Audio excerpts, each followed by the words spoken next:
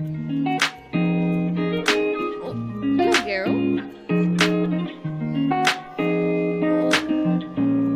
Hello, Garo.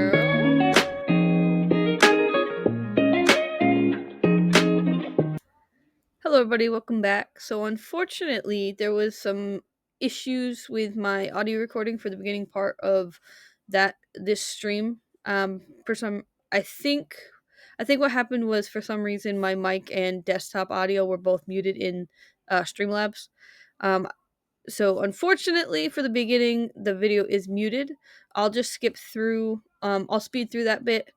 Um, not you won't miss much. It's mostly just more combat. This was a very long combat. It took many sessions. There was a lot of us. But yeah. So unfortunately, there's no audio for the beginning part of this video.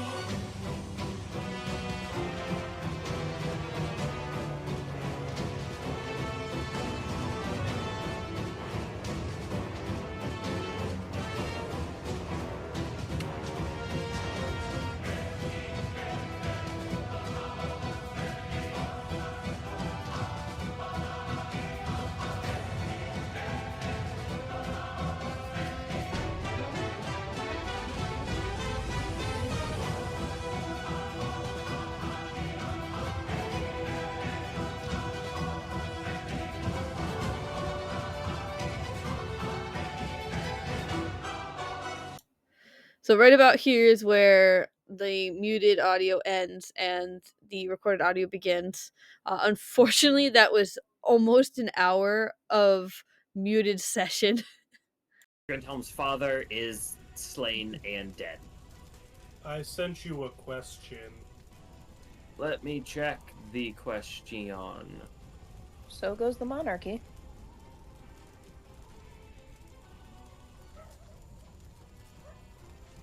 Oh! Alright. Elena, it's your turn. Do I do the right thing, or do I do the funny thing? It's up to you. What do you want to do? Elfain, how in trouble are you? Fairly in trouble. I have a funny thing that I wish to do down there as well. Prior to healing, I was at 4 HP. No, I don't choose to fall to my death. Don't listen to the man behind the curtain. Listen to the curtain in front of the man. I will not do the funny thing. I'll do the right thing. I choose to let go and let the berserker hopefully catch me.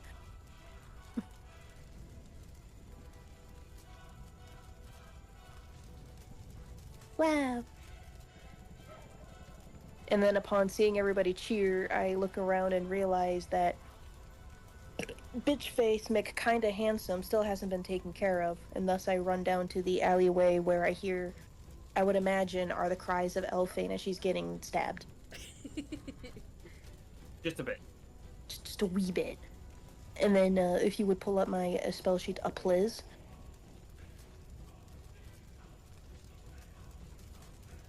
Donka. Scroll down to Insect Plague. Oh my god.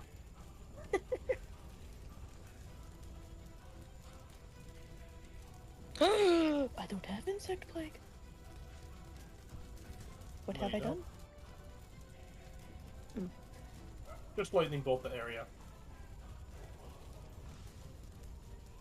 She doesn't have that either. I know. I mean, I have Call Lightning.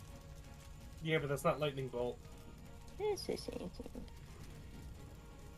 Oh, and hold on. How you can only use flash recall once per day, right?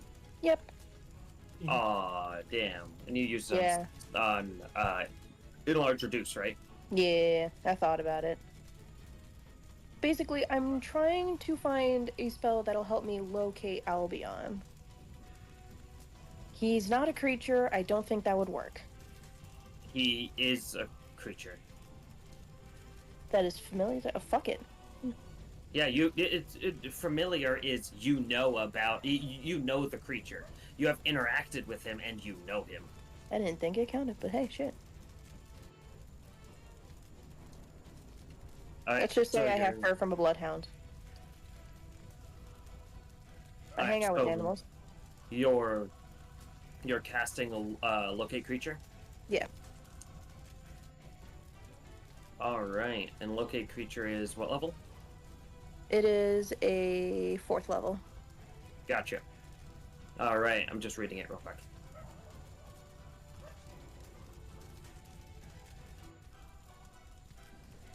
I understand. They're both concentration, alright? Give me a second. Okay.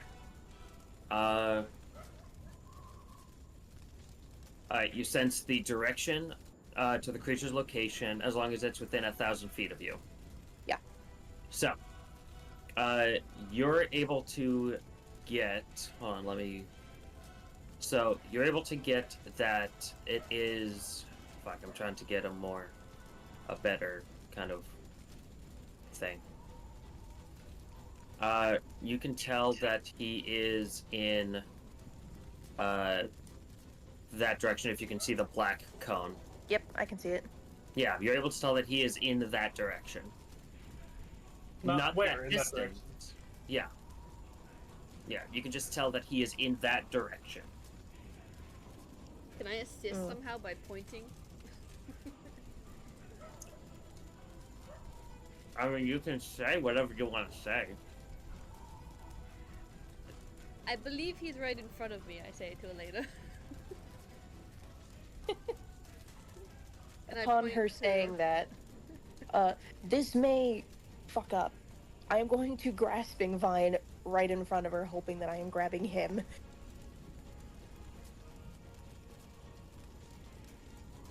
So, hold on. You said grasping vine? Yeah, it'll drop my concentration on locate creature, which is fine. Grasping vine is another leveled spell. You can't cast two in the same turn. Plus, I'm pretty sure both of them are action spells. No, it's a bonus action. Yeah, Grasping Vine's a bonus action, but Locate Creature's 5th, Grasping Vine's 4th. You can't cast both in the same turn. Really? I did not know that. It's always been that way. Baldur's Gate isn't everything. I'm just not... I don't do Baldur's Gate. I'm just not used to actually having spells that are action and bonus action. No, yeah. The rules as they are is you are allowed to cast two spells in the same turn, but only one of them is allowed to consume a spell slot. Only one of them can be first level or higher. Then... Which means you can do a cantrip and an action, or you can do a cantrip and a level spell. Okay. But may I use or save a reaction to cast a spell if I see him? That would be holding your action, which you already used your action to cast. Damn it. Locate creature. Damn. But I will give you live updates if he moves anywhere, because that is what your spell allows. Okay. But you still have Can your bonus I- action free. Can I use my reaction if he shows up to shout out to Elfain to hopefully give her advantage? We'll see, because it depends on how he shows up. Okay. But that would be my intent, but otherwise I'm not doing anything. Alright. Go ahead and end your turn. Alright. Mudagog is That dead. is shit. Berserker is celebrating. Mm-hmm.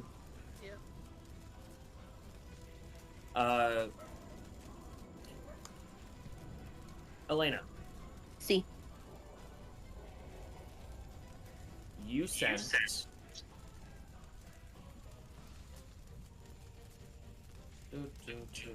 Is there? You sense it changed direction, but it doesn't.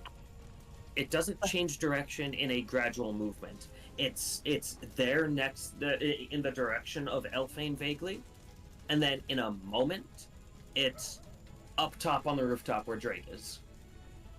Okay. Could I, like, just have my finger pointed out to where I sense it, and then as he moves, just kind of move my finger with where I'm feeling? Yeah. Okay. As Draig, Mm-hmm. you're gonna take one attack with advantage, unless you have blind sight for any reason. I also reckless, so no matter what, it's advantage. That's very fair. Which, if we're stacking advantage, they are too, so he gets a +2. That's true. Do So- it, Cuckoo. Cuckoo, do it. Kill him. I just... No, So, I'm just testing range. his first attack misses against you, as Elfain, you being right there, like next to him when this happened. You didn't see anything. You heard the faintest, voop, as there's this, and it's only thanks to how high your perception is that you heard this, and a very faint, almost like reverse gust of wind of something leaving a space suddenly, and instinctively you look around, at which point you see the glint of a weapon on the rooftop swing down just in time for you, Drake, to kind of like lash instinctively in that direction to deflect the first glaive attack. Yep. As there's going to be a second attack against you, only at regular advantage, because he's no longer invisible. Yep. That's a 29 to hit. Which hits. And that does 12 points of damage. Alright. Oh, I So it's forgot. 6.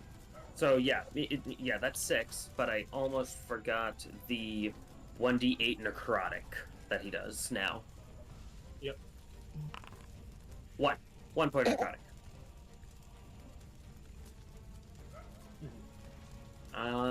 Let's see.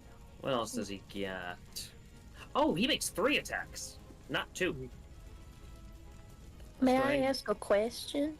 What's up? So, does surprise only work on the first attack? What do you mean, surprise?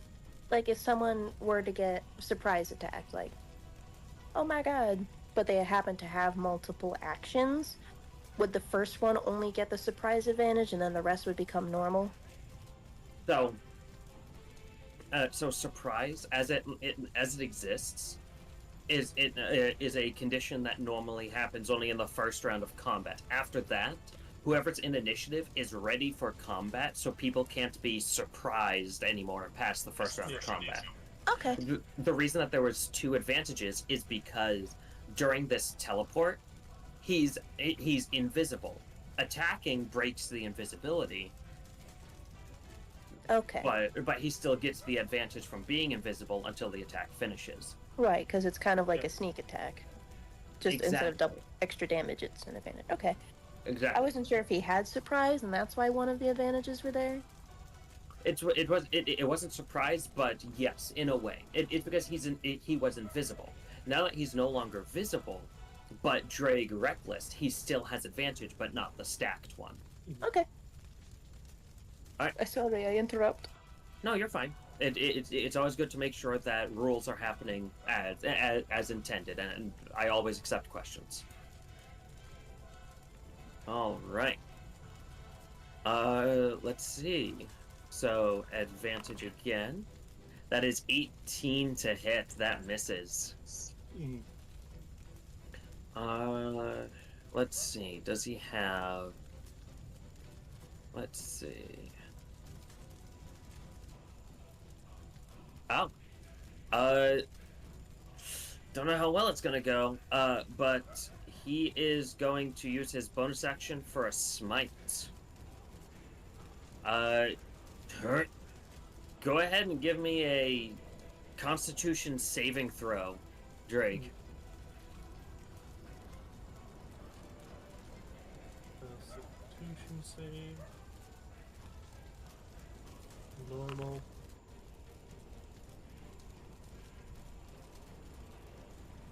17. Mm. All right. A 17. What's the DC here? A 17 succeeds. Alright. You feel as he manages to hit you this once. There's a dull explosion of energy as he attempts to shove you back. You move back only about an inch. Actually, Justin, that wouldn't have even worked to begin with. Oh, my because you're rage. raging as a juggernaut, you physically can't be moved. Yep. Gotcha. That's understandable. Mhm. All right. And then, just as quickly as he appeared, he disappears once more. Marking the end of his turn. Grindhelm gets to make a death save. For reference, he is at 2 failures right now.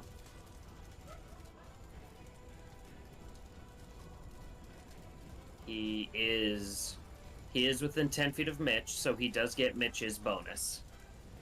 What is your charisma bonus, Mitch? +4. All right. That's a 17. That's a success. He has succeeded once. Dwarf Gladiator, after celebrating briefly, is going to go ahead and trudge his way over to Grindhelm in an attempt to make a medicine check on him to stabilize him. Medicine. Medicine is not his strong suit, but it's enough to stabilize. So Grindhelm is stable, but at 0 hit points.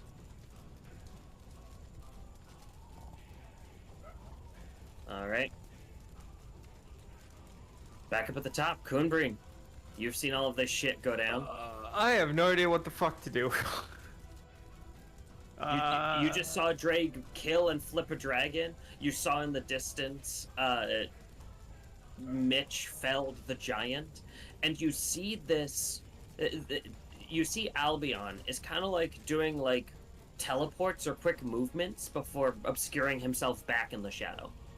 It's fucking annoying. I don't like that. Quick question, Justin.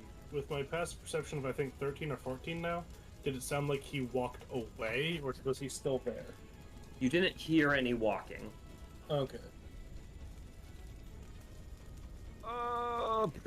But there's not much I can do. I'll You say can if you shoot want. me, Why? dragon. Oh my if you god. if you want, Kun'Brin, you can go ahead and you can either take a wild shot in the dark, or you can, I'll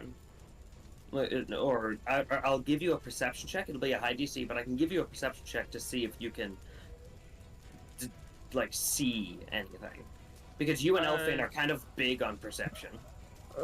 Fuck it, I'll take it. So, normal perception check? Normal perception check. 31. What? God.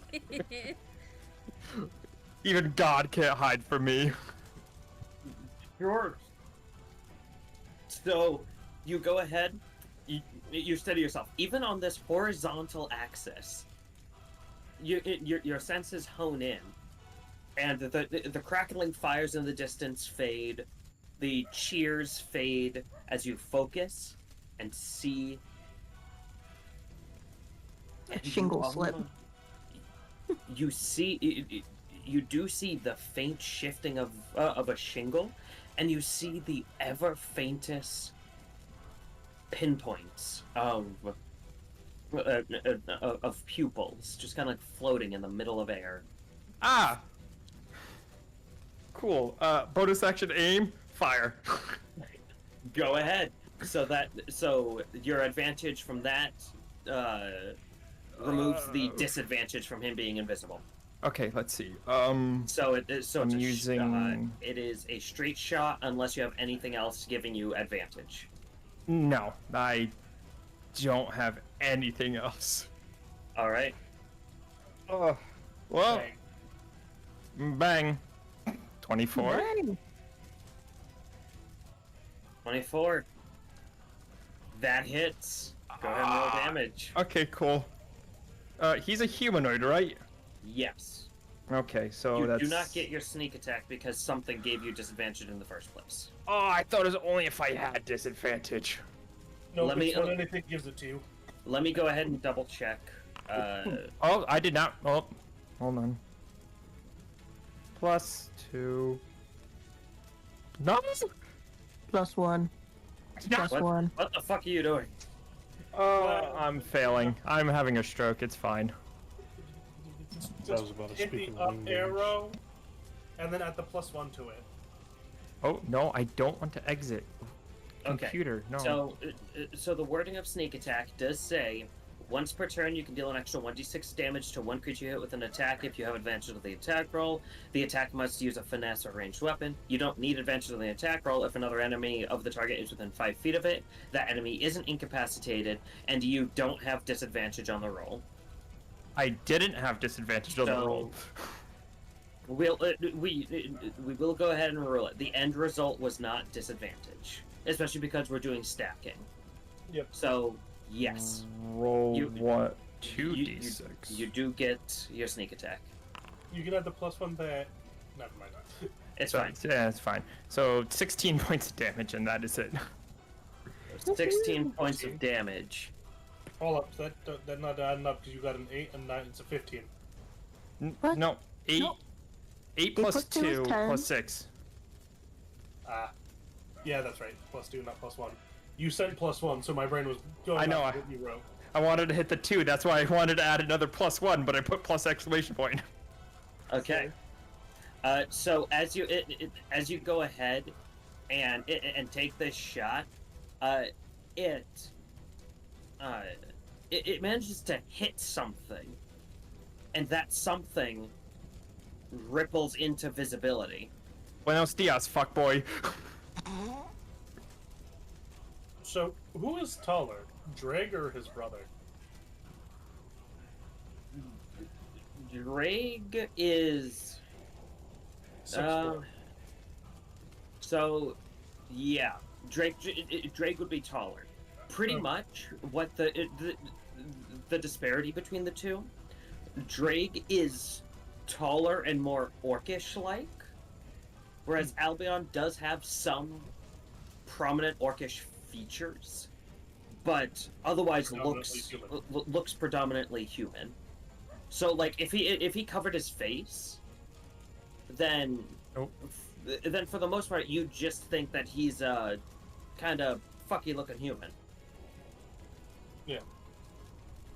But yeah, Draig is taller than Albion, only by about half a foot. But all right, Kun'Brin, is that the end of your turn? That's all I can do. All right.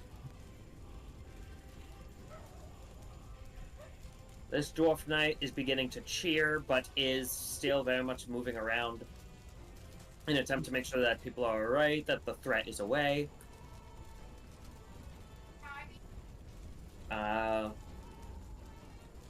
Berserker's cheering, Dwarf Gladiator's cheering, Red Dragon's dead. Elfain. Alrighty. So, is Albion visible now? He is currently visible. Alright. I'm going to bonus action, channel divinity to get a spell slot back. Gotcha. So I get one of my second levels back. How many times have you done that channel divinity now? This is my second This one, is the second and second last time. one.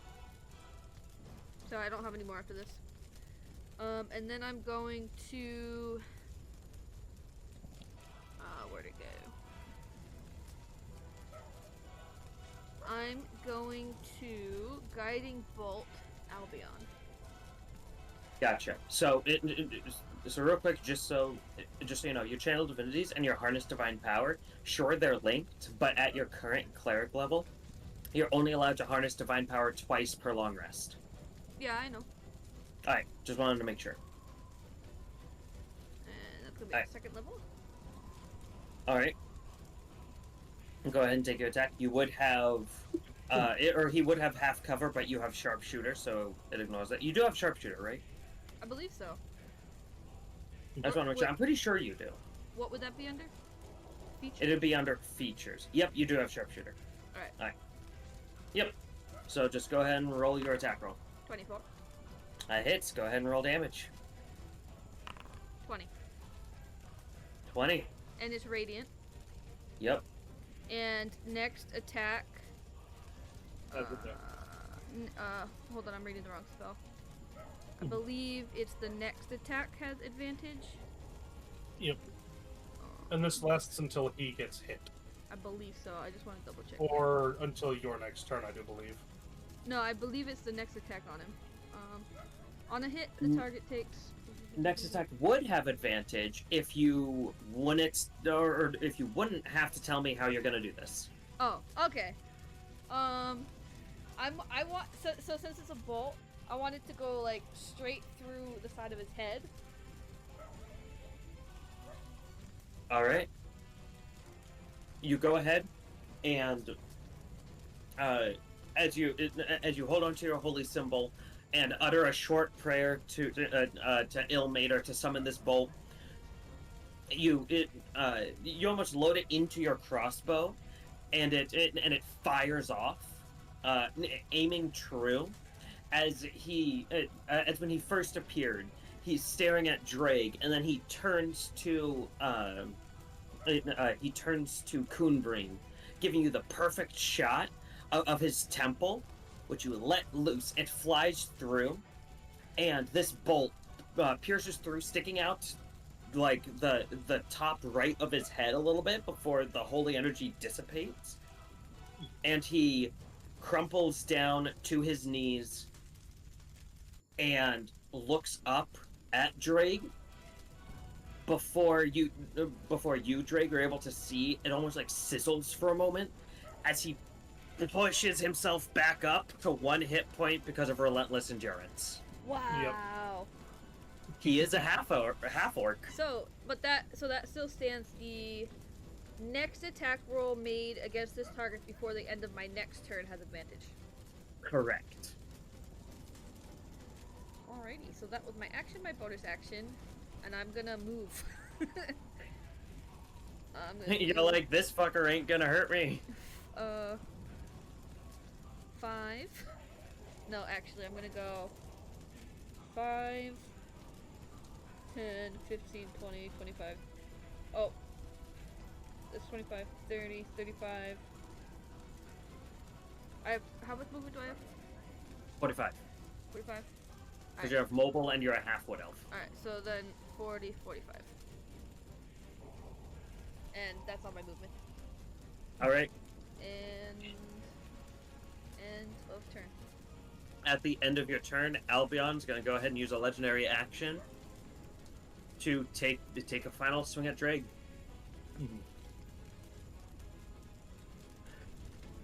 At this point, as he pulls himself back up, kind of like renewing the grip on his glaive, he looks to you, Draig, and says, "If I'm going, brother, you're going with me." And he takes his stab. Draig is going to accept the hit. Indeed, you do accept the hit. You get hit whether you want to or not. Yep. As he stabs into you, dealing what is that? Yeah. However, So, yep. as the halberd sinks into Draig's chest, Albion's getting a taste of his own medicine. Yep. And because I'm using my relentless endurance, and I have the orcish savager or whatever it is, I get to immediately make an attack. Oh yeah, you do. And it's reckless still. So hold on. I gotta pick target. That's right.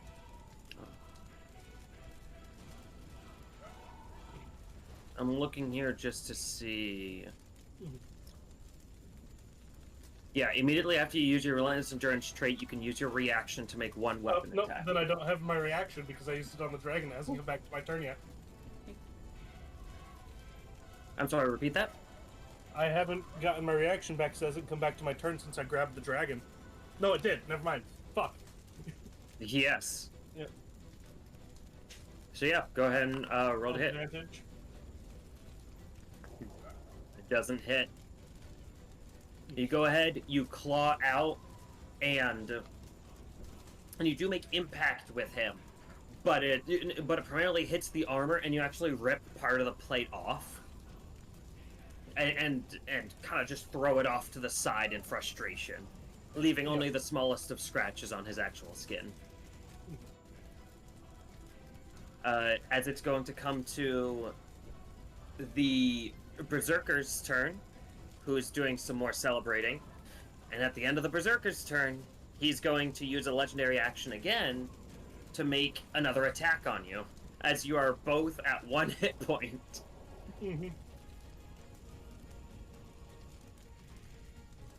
That's an attack with advantage because still reckless.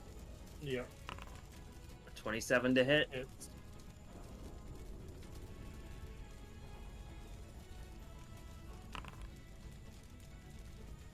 Well, that's enough.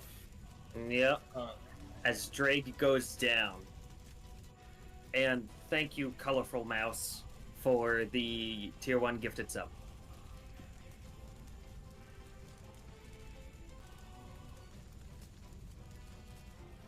I gotta make a death save. Eventually. As it is now your turn, and you get to make a death save. As technically no one actually sees the dying body of Draig. Actually, except for you, Kun'Brin. You're able to see in full glory this quick exchange of attacks, leaving Draig stabbed on leaving... Oof! Oh no. That's 2 failed death saves! Yep. As Draig is pierced by the glaive and forced down onto his knees, even though, like, Draig's body in this limp, almost unconscious state, his body itself is resisting going down, but he is forced down and pinned by the glaive into the building. Before the consciousness fully takes Draig, I would like to utter something that only Albion can hear. Yep. I forgive you. As you are now pinned and unconscious. And that's the end of your turn. Yep.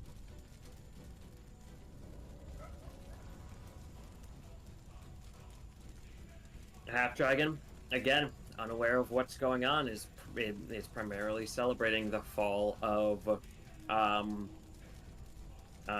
Mutagog. Same with this dwarf gladiator. Mitch, as you're readying for your next move, you hear from Tabetha. Mitch, there's something wrong. Where? On the roof. I think something's wrong with Draig. Do I see Elfain coming around the corner? You do. You see the beginnings of her going around the corner. Grindhelm stable? Yes, stable, still prone, but stable. How far Thanks off to is the roof? gladiator.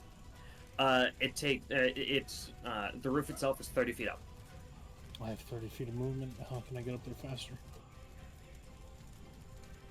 I mean,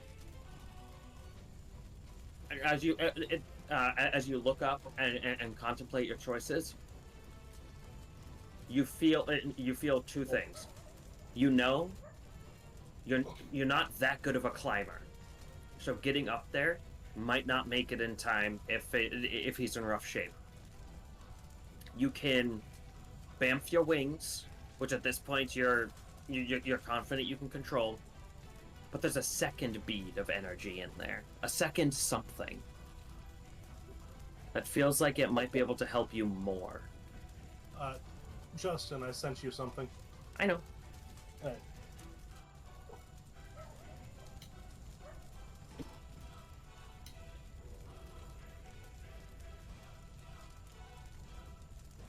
Mitch, what do you do?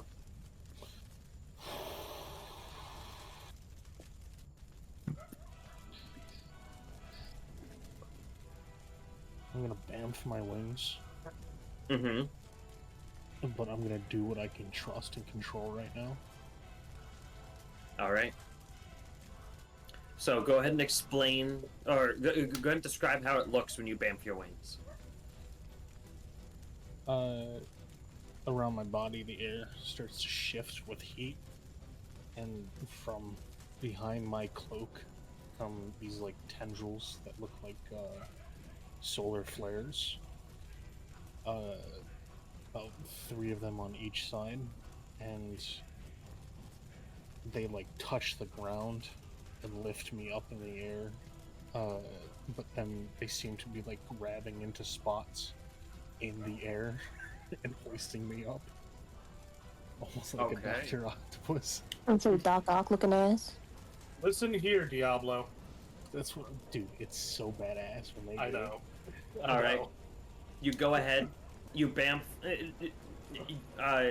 You hone in on this energy that has become part of your being. As at first they do kind of resemble wings in this blast of energy, before they almost solidify into those 6 tendrils, and they pull and grab onto these almost invisible latches as they yank you in the direction you wish to fly. So, where are you going? To the top of the roof and as close to Albion as possible once I see him. Alright, so you go up 30 feet, which I believe is your flying speed with this. It is. And it was your bonus action to bamf the wings. Yes. So you still have your action. How You much are movement able do I to have see. left? You don't have any additional movement left because it took you 30 feet to get up. Okay. You can always dash if you desire. But you do see Albion from here. Currently bleeding, bloodied, bruised, but standing over the corpse of, or the soon-to-be corpse, you're not quite sure, of Draig. You hope it's not a corpse yet. I throw my sword at him. He's not expecting or looking in my direction, right? You know what? Fuck it. We'll allow it. Go ahead.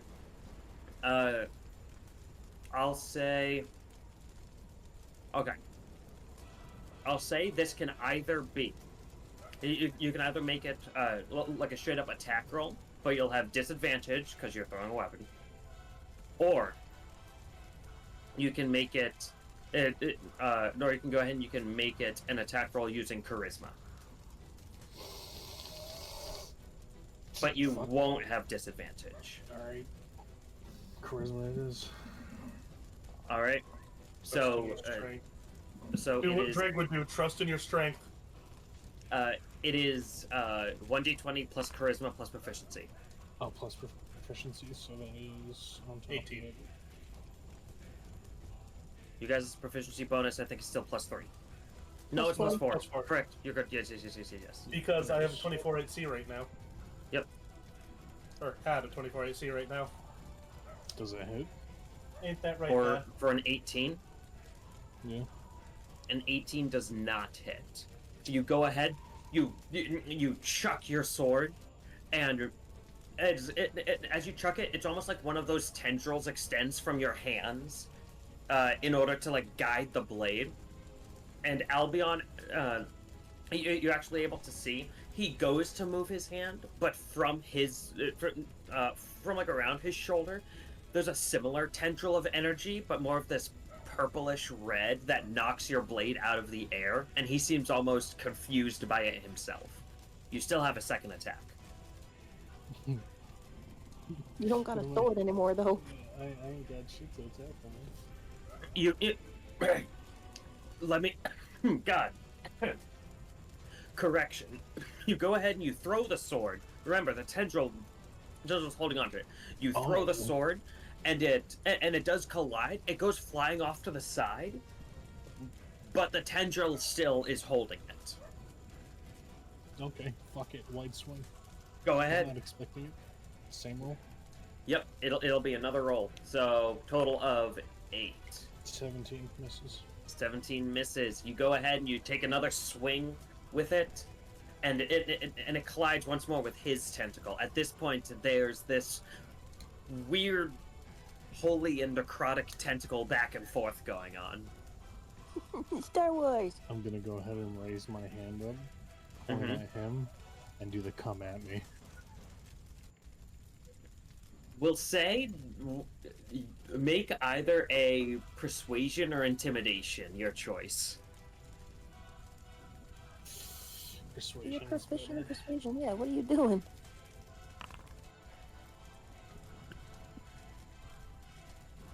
All right. I mean, my passive persuasion's 18, if that means anything. It does not mean anything specifically, but you are able to tell that he is sufficiently goaded, but he does seem to know his state. Homie is goaded with the sauce. Is that the end of your turn? Die with honor, or run like a coward. Alright. This berserker back here, looking at everything, seems to be the only one seeing what's going on in the roof. But he can't do anything about it. So he's just kind of watching raptly with so much interest. These guys are gonna disappear after this. This guy's celebrating. Grindholm's dad is dead. Elena. Can't see. Spoilers. Now, can I use deductive reasoning from my locate creature spell to know that he's still up there? Oh, yeah, 100%. It hasn't changed its direction at all. So. Do I have a wild shape left, Pally? No, you don't. You wasted it on the eagle. Okay, can you bring out my spells, please?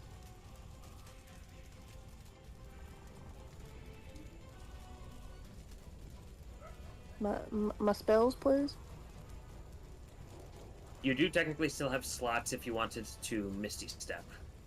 That's what I was about to ask. Would that be a bonus action to Misty Step? Yes. Okay, I shall bonus action Misty Step. Just know it's a leveled spell. She does not. I thought we took a rest. She doesn't have any free uses of Misty Step through the feature, but she can cast it using spell slots. Yep.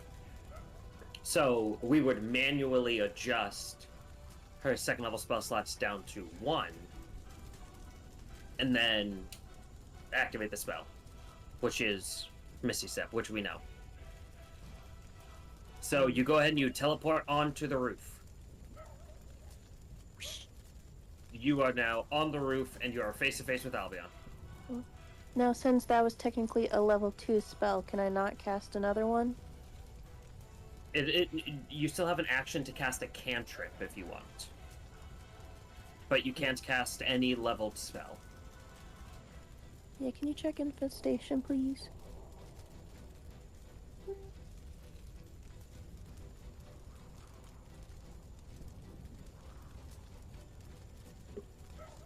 What about Chill Touch?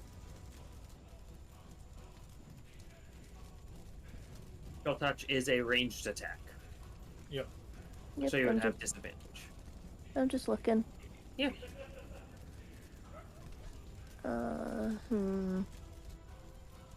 I can't do first level. Nope. Good berry. I can't do it. Motherfuckers. I haven't used sleep yet, have I? No, but it's still a leveled spell. Oh, I didn't know if since it was a free one if it didn't count. No, yeah. In the 2024 handbook, then yes, that's a valid thing because they changed the wording. But However, we're you not don't yet have using that because it's not yet out. correct. I will use Infestation then. Okay. So he gets to make a Constitution saving throw. Please fail, please fail. Make That's it- an 8. How do you want to do this? Oh, I gotta get dramatic like everybody else did. So, upon me Misty stepping up, I look down at who out of the party I would call my closest friend. And as I see his bloodied and beaten corpse, if anyone's ever seen WoW cinematics and you've seen Illidan, and you see the green fire in his eyes, Mm-hmm. she develops that same kind of characteristic as she kind of walks very saunterly up to Albion and just kind of grabs him forcefully and then casts Infestation. She says nothing. All right.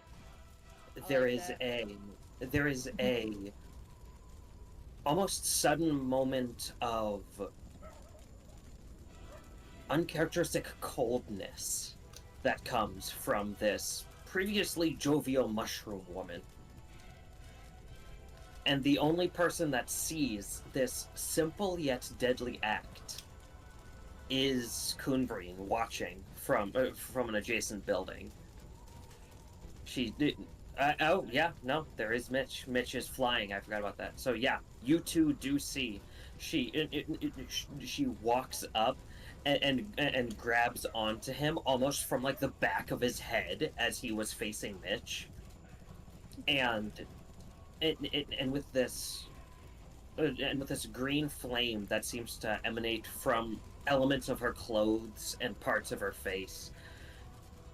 They look like fireflies at first, before they become more like roaches, like leeches, that begin to consume his body, leaving him drained and pockmarked with bug bites as he collapses to the ground, dead.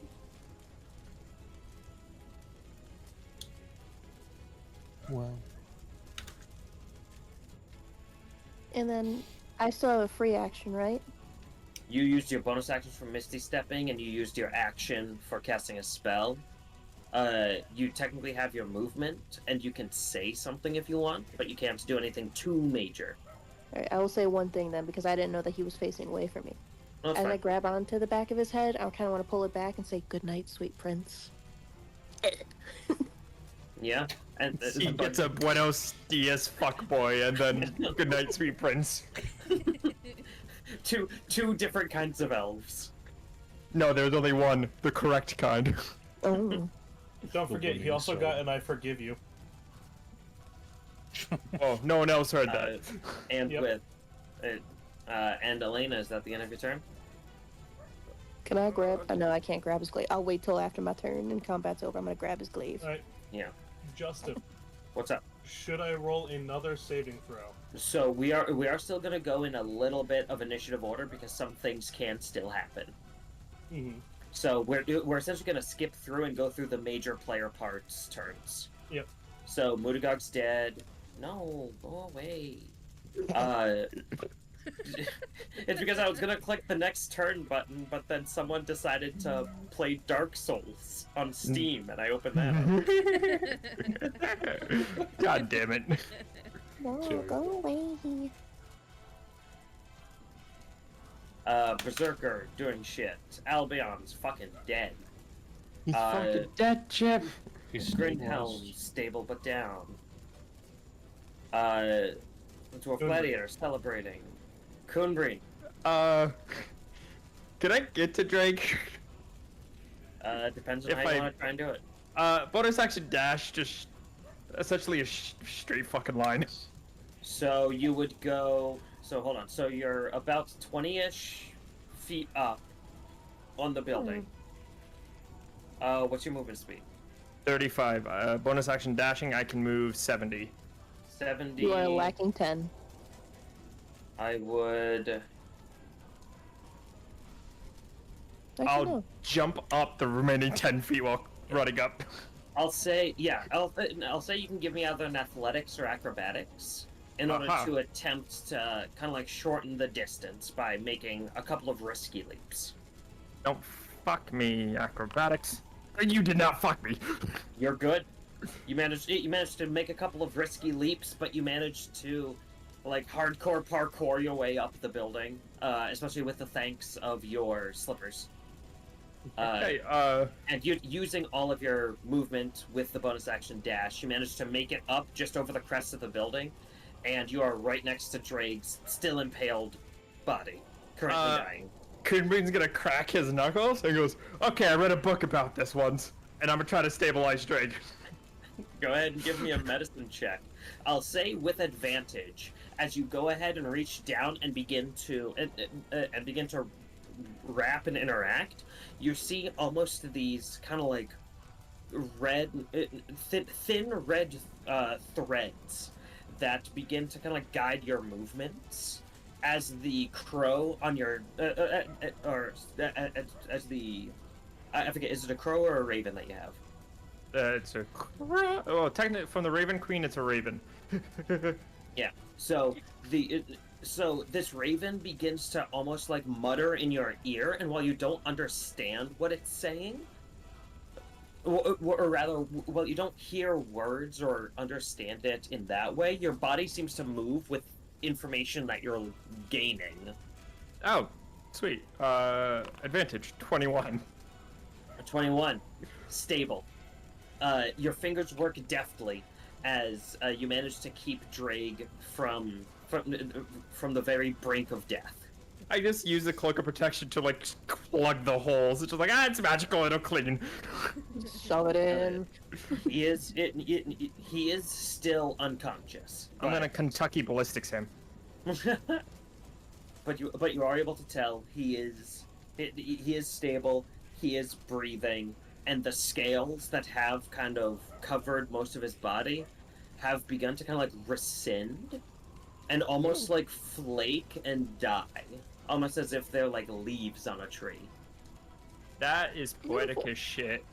Like, are they, like, fully flaking away, like ashes, or are they, like, still solid, just falling off? It's almost like Like the Skyrim shout that you don't know about, never mind. correct. Leaves from the vine. It's almost like they're. It's almost like they're hollowing and they're becoming like leftover shed scales that kind of like if you try to pick it up, they just crumble like the thinnest material ever. So they're Spider-Maning this, got it. Sure. Endgame jokes. Oh my god. As I stabilize him, I kind of look at Mitch, look at Elena and go, medic! Hello! That's the end of my turn. All right. The dwarf knight, actually paying a bit more attention, is able to hear you calling out and begins to try and gather the others to try and find a medic. Berserker proceeds to do the same. Yep. Finally, somebody listens to me. Elfain, Yes. you begin to hear this moving around, and the call for a medic from the rooftop from Kun'Brin. I tried climbing up the roof. All right. Tom. The only way that you can get up there is by dashing. Bonus action dash. Which I can do. Rogues! I wish I was cool. Yeah, so I You are cool, just not as cool as us. I bonus action dash to get up there. Gotcha. Don't worry, Elfain's only half as cool as me because she's a half elf. Because you chose the with your bard shit, you chose rogue, correct? I'm going to fire this off to get it to be used. Yeah, that's fine. All right. Oh, excuse me. Justin, What's up? according to your wording of Unshackled Ancestry, by the way, Yeah. it just flat out lasts an hour, not until I lose unconsciousness or die. I'm sure we've been fighting for an hour. And Actually, no. This fight has only lasted, what, a minute? Not even. about not even. so. No, The round count says 6. Yep. So you guys have been fighting for 36 seconds. What the? Okay, this math don't add up. A round in D&D is 6 seconds. This was at least 30 minutes of a Lord of the Rings movie. Yeah, 3 minutes of screen time, 30 seconds of a fight. 30 seconds of reading. Yep. All right. Unless you're me, then it's kind of like 30 minutes of reading. Mood. Hell yeah. But so then, I'm just yeah. gonna pass my. I can't pass my death saves. I can't force them to be passed to stabilize myself, and the death saves are still up on the things on my screen. Well, yeah, I can change that. Don't worry. Just don't worry about it. Okay. So Elfin, you go ahead. You bonus action dash, and you begin to climb and clamber up the building. Yep. As you are now on the rooftop, there is a dead dragon corpse. There is there are 2 dead, or there are 2 half-orc corpses. Or those what look to be corpses. Kun'Brin currently holding the wound of Draig. My thumb is in his neck. Can I get up next to Draig? Yes. Alright, I We do are that. running I would swap positions with you to make it faster. Alright.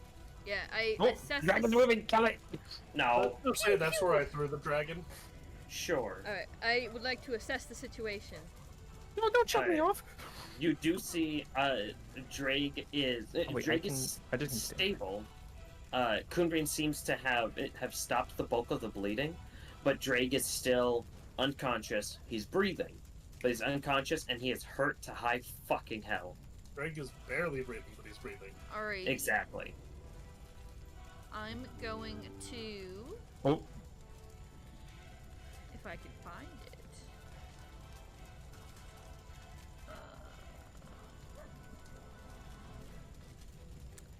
Where is it?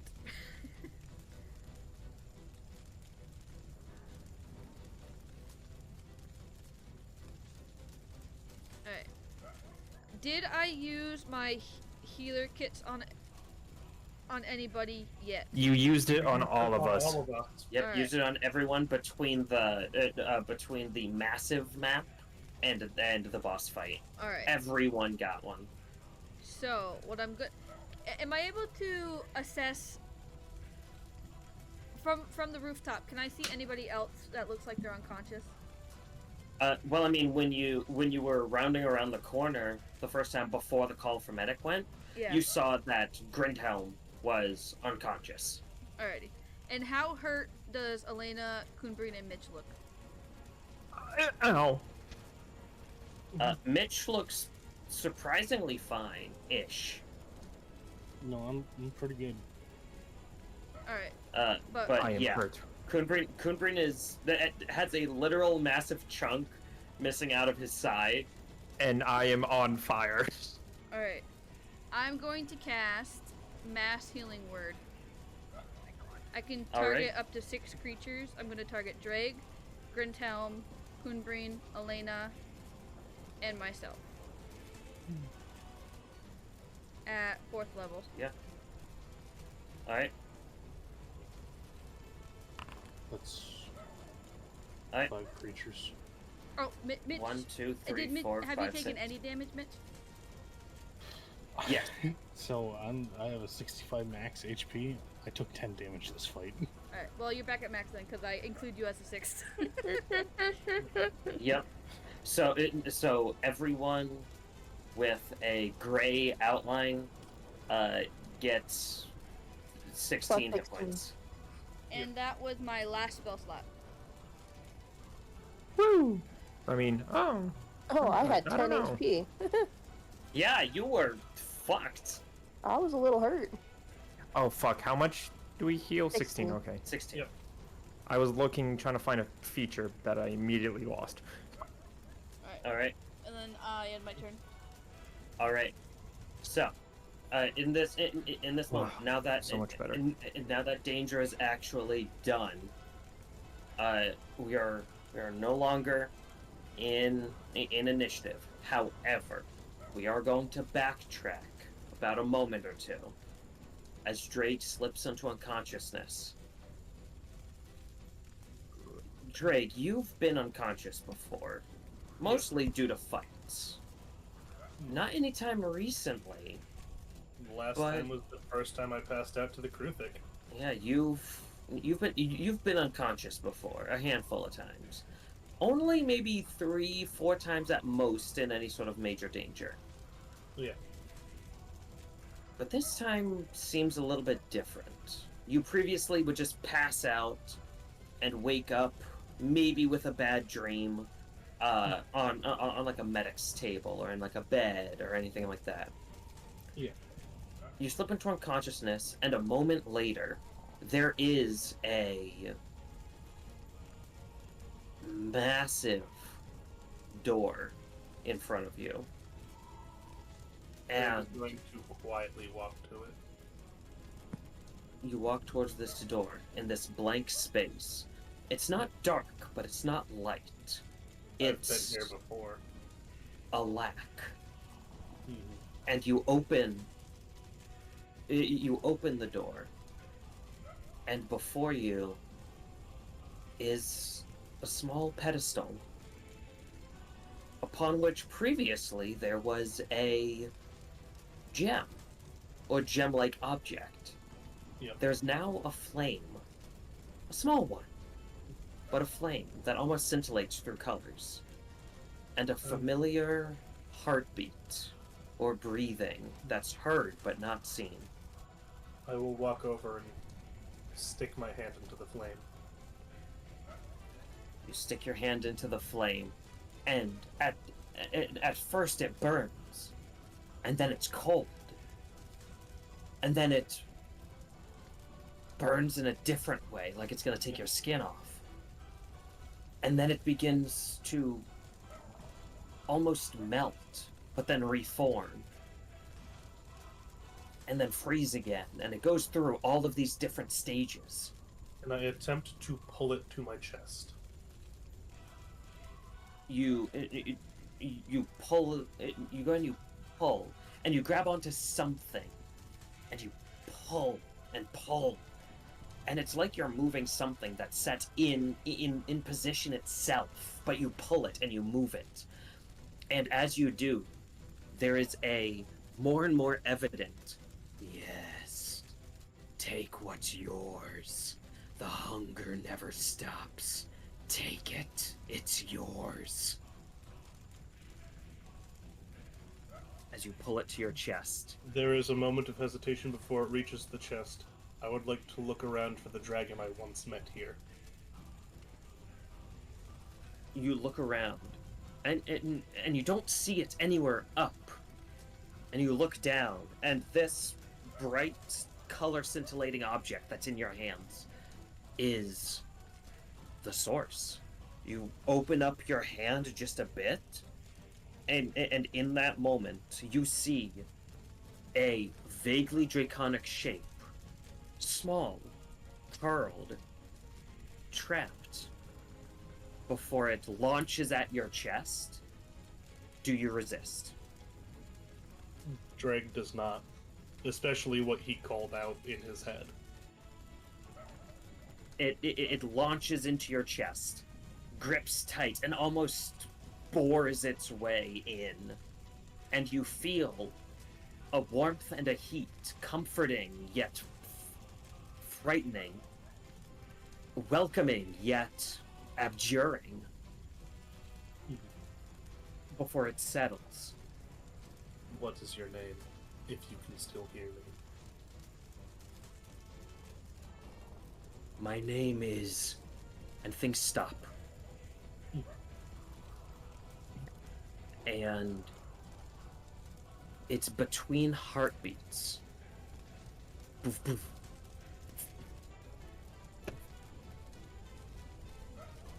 And there's a flash of blue. Wait! And you wake up. And standing over top you is Elfain and Kun'Brin and Elena. And you see off to the side a concerning figure at first, but then you realize it's Mitch. But they're all there as you're on a rooftop. Doesn't really bat an eyelid. Strangely, this is probably the calmest they've ever seen him. And he's going to turn to Elfain and go, "Do what you can for the king." Alrighty. Before pushing himself up. Am I still in the transformation, or has it faded? It does look like it's faded, but you still feel that feeling inside. You feel something's latched and is taking up residence. Can I attempt to produce the wings again? You feel it almost strain against your back, and it's almost painful to try and push any further. You do have 1 point of exhaustion. Yep.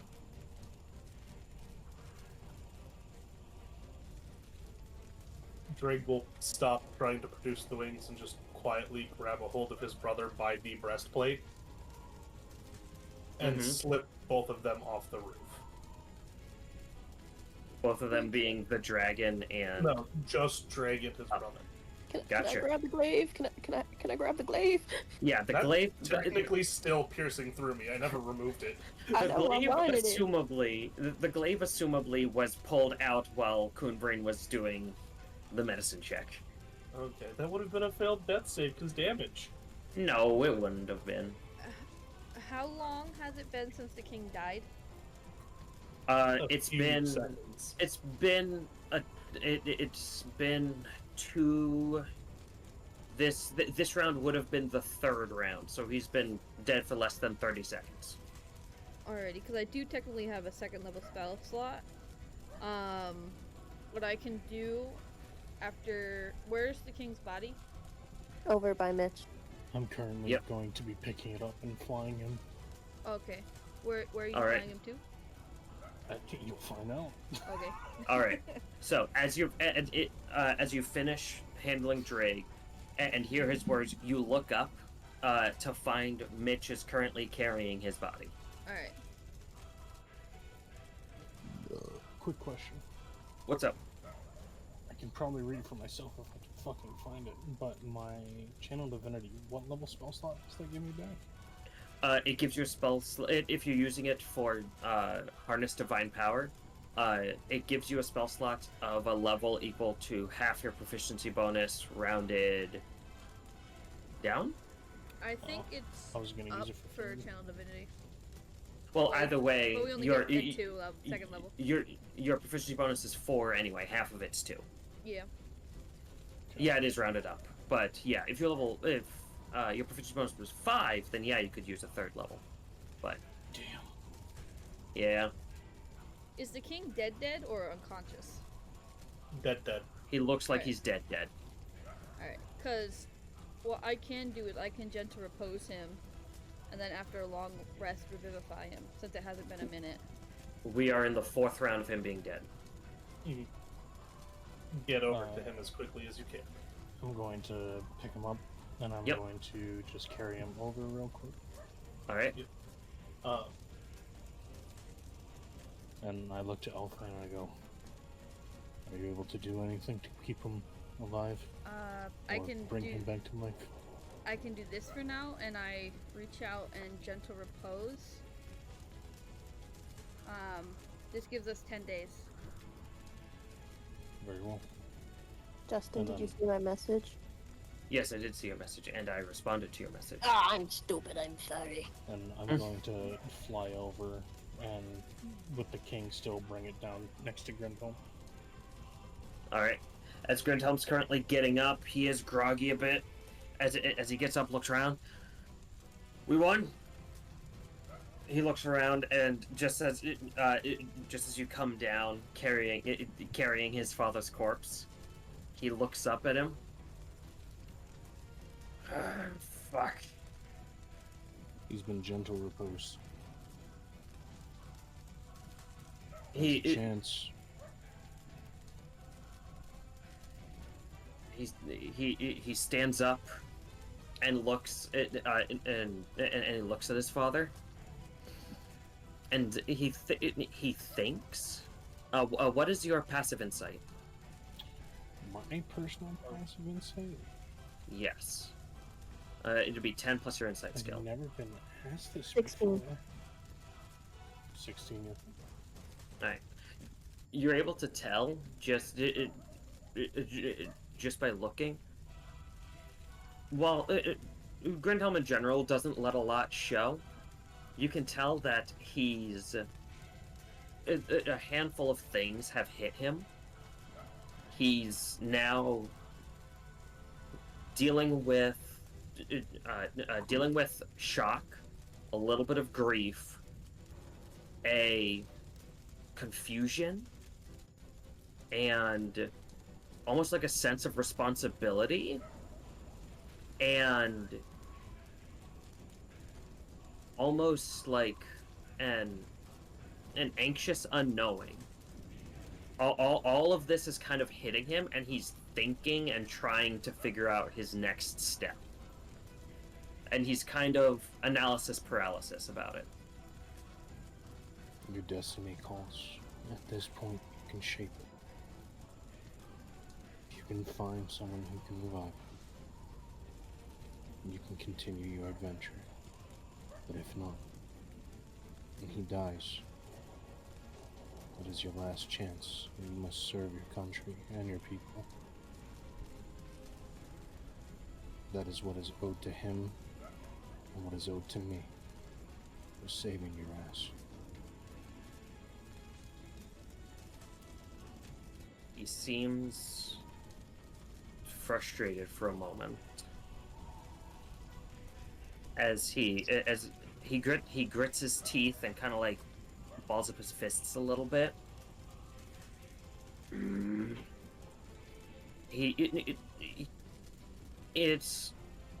His movement is frustrated until he's about to touch the crown that's on the Dwarf King's head, and he kind of like hesitates for a moment,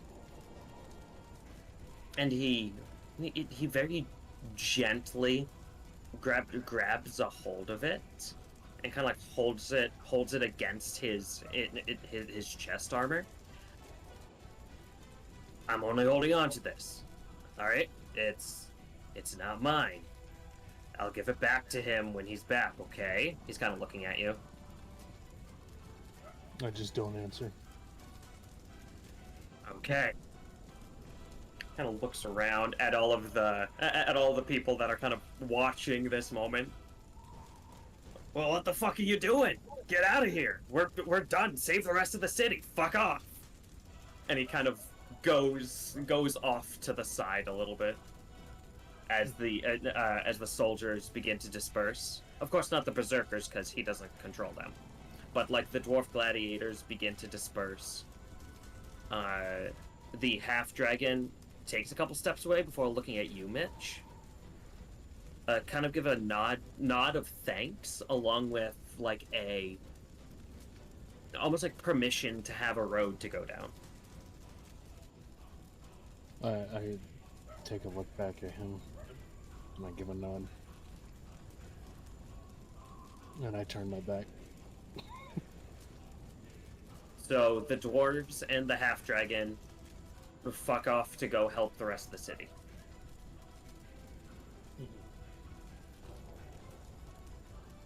Can I go? Oh, not off the roof, but like hang over the roof to speak with Mitch and Grinhelm. Yes. I'm pretty much gonna be like, so this gentle repose will give us 10 days, to hopefully bring your father back. I have enough diamond dust to attempt revivify once, which I'll be able to do after I rest, because as of right now, that was my last spell slot. I'm out of magic. There are healers in the city right now. We need to find one. Alrighty, You did well. thank you. Kun'Brin, Ah, you do see, as with your position, you and Elena both see from your position of staying on the roof. You do see Mitch takes the body of Alakane.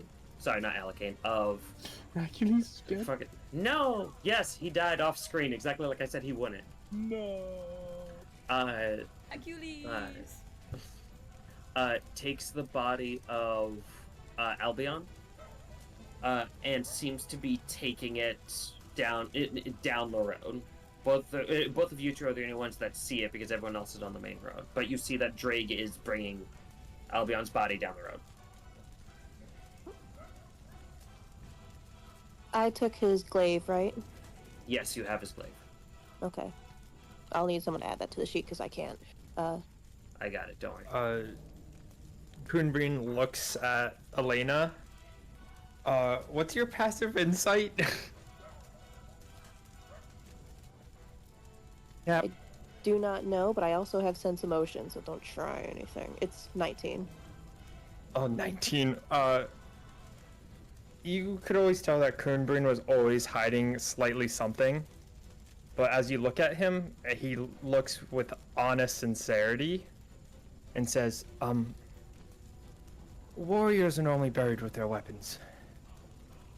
I would like to only ask you once to return that to him.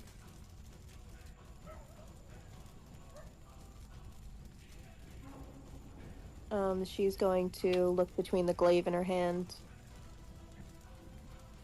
Look at Cuckoo with, she still has a bit of a green glow in her eye. It's not...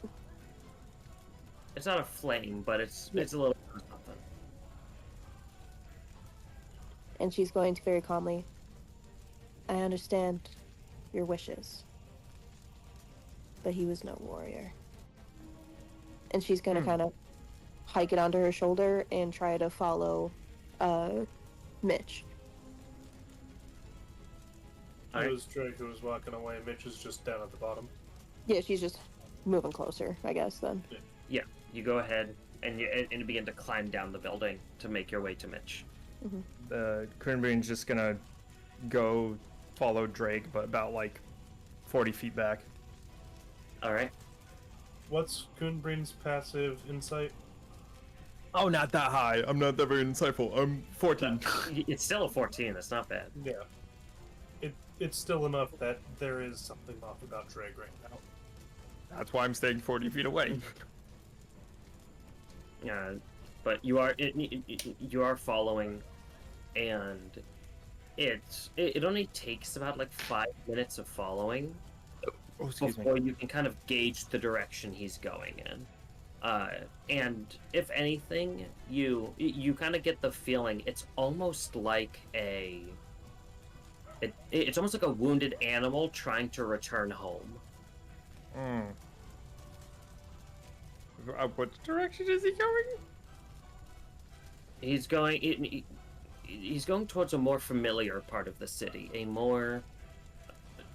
You're not sure if he's returning to the warehouse or if he's going to Alakane, which is right down the road. You don't know if he's going to a nearby inn, but he's going roughly in that direction. As Kun'Brin realizes this, he pauses and shouts at Draig. Get home safe. Say nothing if you want me to follow you. If not, then I'll meet you back at home. There is silence, but a small hand wave. I kick my heels back to the party. How big is this city, by the way? This is a capital city. Oh, It is God. massive. Well, I'm gonna pull my bird off my head and have it stick with Draig All right. as like on his shoulder, or as Go close ahead. as he can get. You go ahead, decloak yourself, and as you pull the hood down, it almost like bleeds down your back before it turns into the crow. At which point you actually see there are two small. Let's see. There's 3 small feathers that you see as the raven comes into form. 3 feathers that attach themselves to the raven before following off after Draig. Sick. And then I make my happy ass back to everyone else. All right, and in that time, which has been about 7-8 minutes, Ow. what are the rest of you doing? I'll probably climb down from the roof Mm-hmm. as safely as I can. Do you need Yep. downsies? I need downsies. You are provided down. Jump like a man. Would I have enough strength to hold the king and Grindhelm? Hold them, like carry them. Yeah. Like at a scruff. I would say if you are, then you would be significantly reduced in speed, and also your transformation's probably up by now. Oh, I was gonna ask if I could keep on pushing it. I mean, yeah, you can definitely try and push it as it begins to pitter. You try and like push through, and the radiant gold begins to turn ever so faintly purple at the very connection points where it Okay. connects to your body. That's fine. But yeah, My thinking is take the king and Grindhelm. If Grindhelm is going to be sprinting, we'll stay low on the ground. But I know they're natural sprinters, but he's got to keep up. We're gonna try and find a healer to revive. all as right. a father. So I will say you don't need to go far because you know that the door that was being pounded on when you first found them Oh shit, really? is a church. Okay. Yep. There you go. We're gonna sprint 30 feet that way. Yeah. Those are I'll go heavy ahead and people. He needs a lot of strength.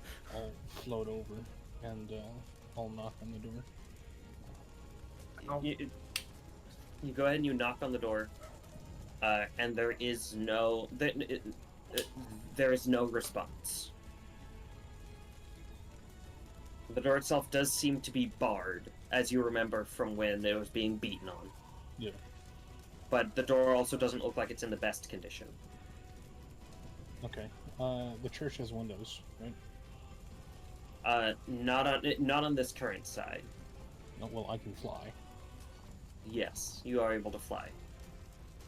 Do I see in the windows?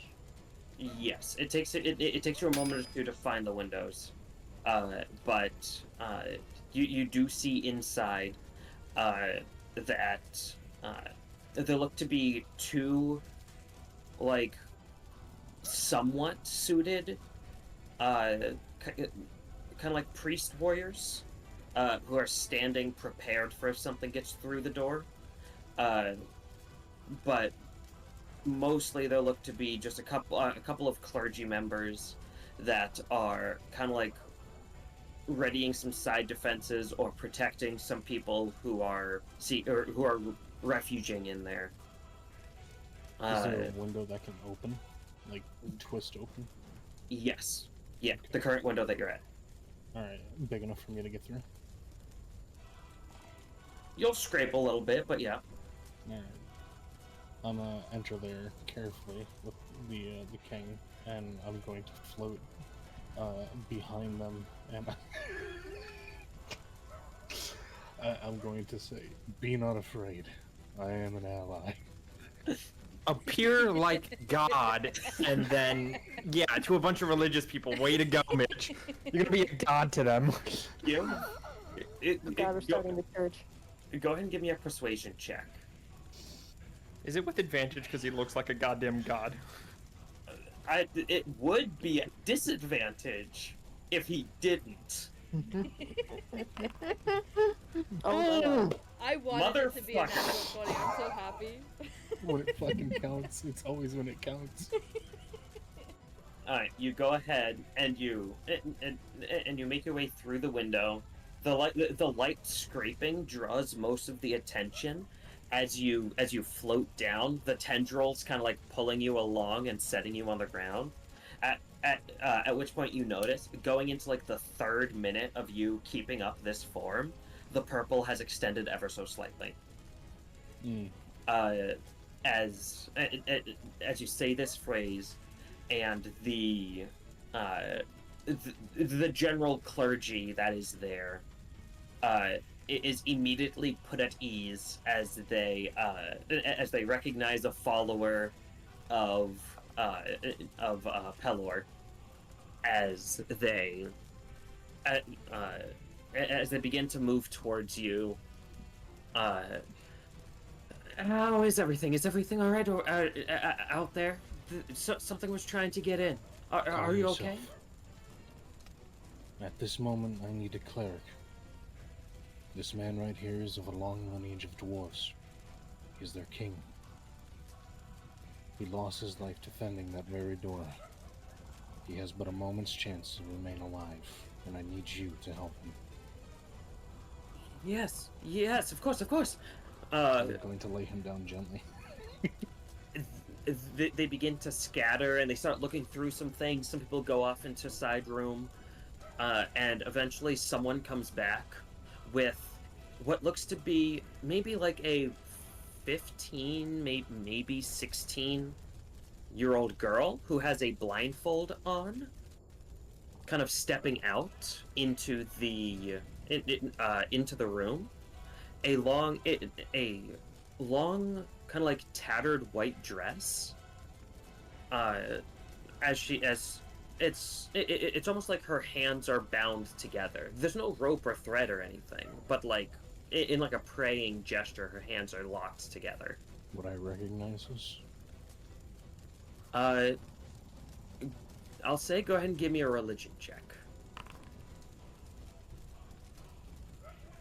14. Alright, give me one moment.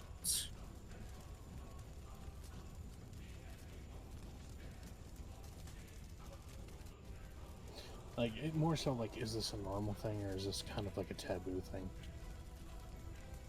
A taboo as in, like, what's going on with her? Like in the Church of Pelor, is she, like, being done this to her on purpose? Or is this something consensual? So you think, or you look and you think, the Church of Pelor wouldn't do this, and that's when you end up taking a look at the actual iconography around the room. This is not a Church of Pelor. They recognize you as an icon of Pelor, essentially. But what what lies around you instead looks to be a church of... Hold on, let me make sure I'm getting the right god.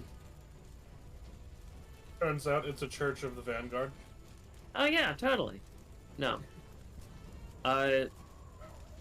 This looks to be a church of, again, let me make sure that this is the right one. Which fucking one are ya?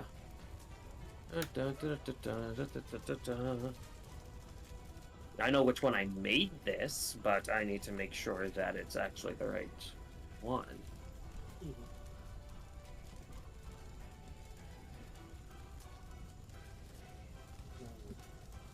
Yeah, so this is a Church of Ogma, which with a 14 you recognize as a god of inspiration, invention, and knowledge. And you're not super keen on their practices, but you know the general idea of people sacrificing certain things for knowledge. There's maybe a chance that this girl has sacrificed her sight for knowledge. She's a moth priest. In other words, self-created for the ideal of embetterment of the world. But she steps forward, and without really speaking, steps up to the dead dwarf king. Do you need him back? Yes. She looks down at him and kind of like reaches out and gently begins to like pat his hair, almost like straightening it, which doesn't really work since he has naturally curly hair.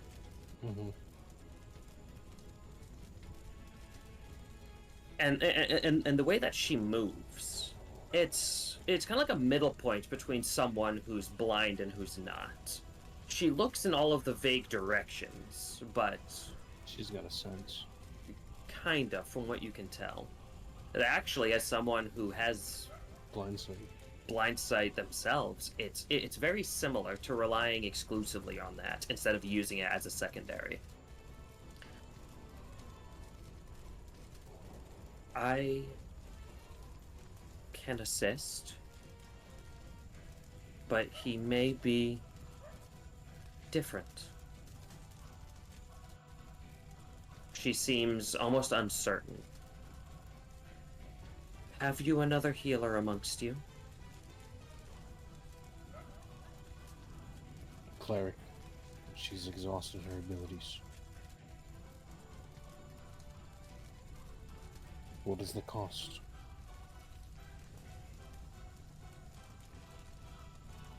There are many costs, but I do not believe that you should pay them for what you have done. It is my duty to do the right thing. Take from me what it costs.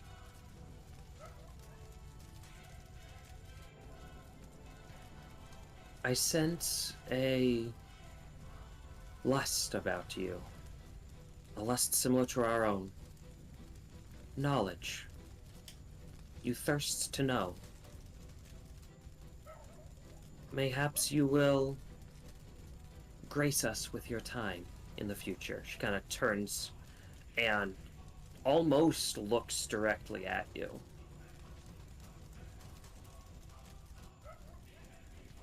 I meet her gaze.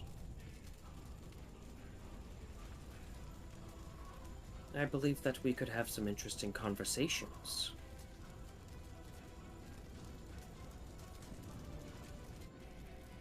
And I reach my hand out. She's blind. She reaches out almost smoothly, and the moment that your hands touch, there's a very brief flash that you see in your vision.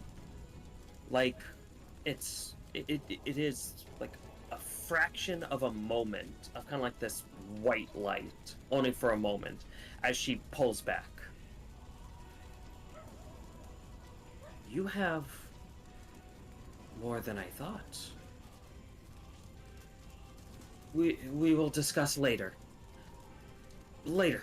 And she turns back to the king before producing a couple of items.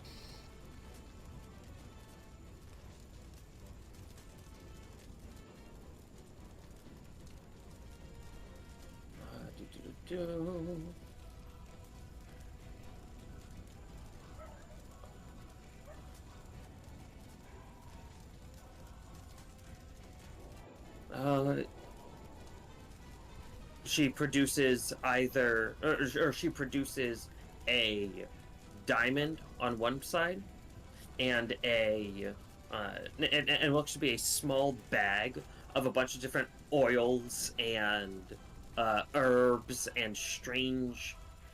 It looks vaguely like embalming tools in the first place. Mm-hmm. I can really only use one of these. But it might take a little bit of time, and there's no guarantee. Do you perchance know anyone who can reincarnate? Because I can revivify. She taps the diamond, but that comes with a chance of failure. This she taps kind of like the oils and such. This can really only be done by a druid, but has a higher chance of success. I know of a druid.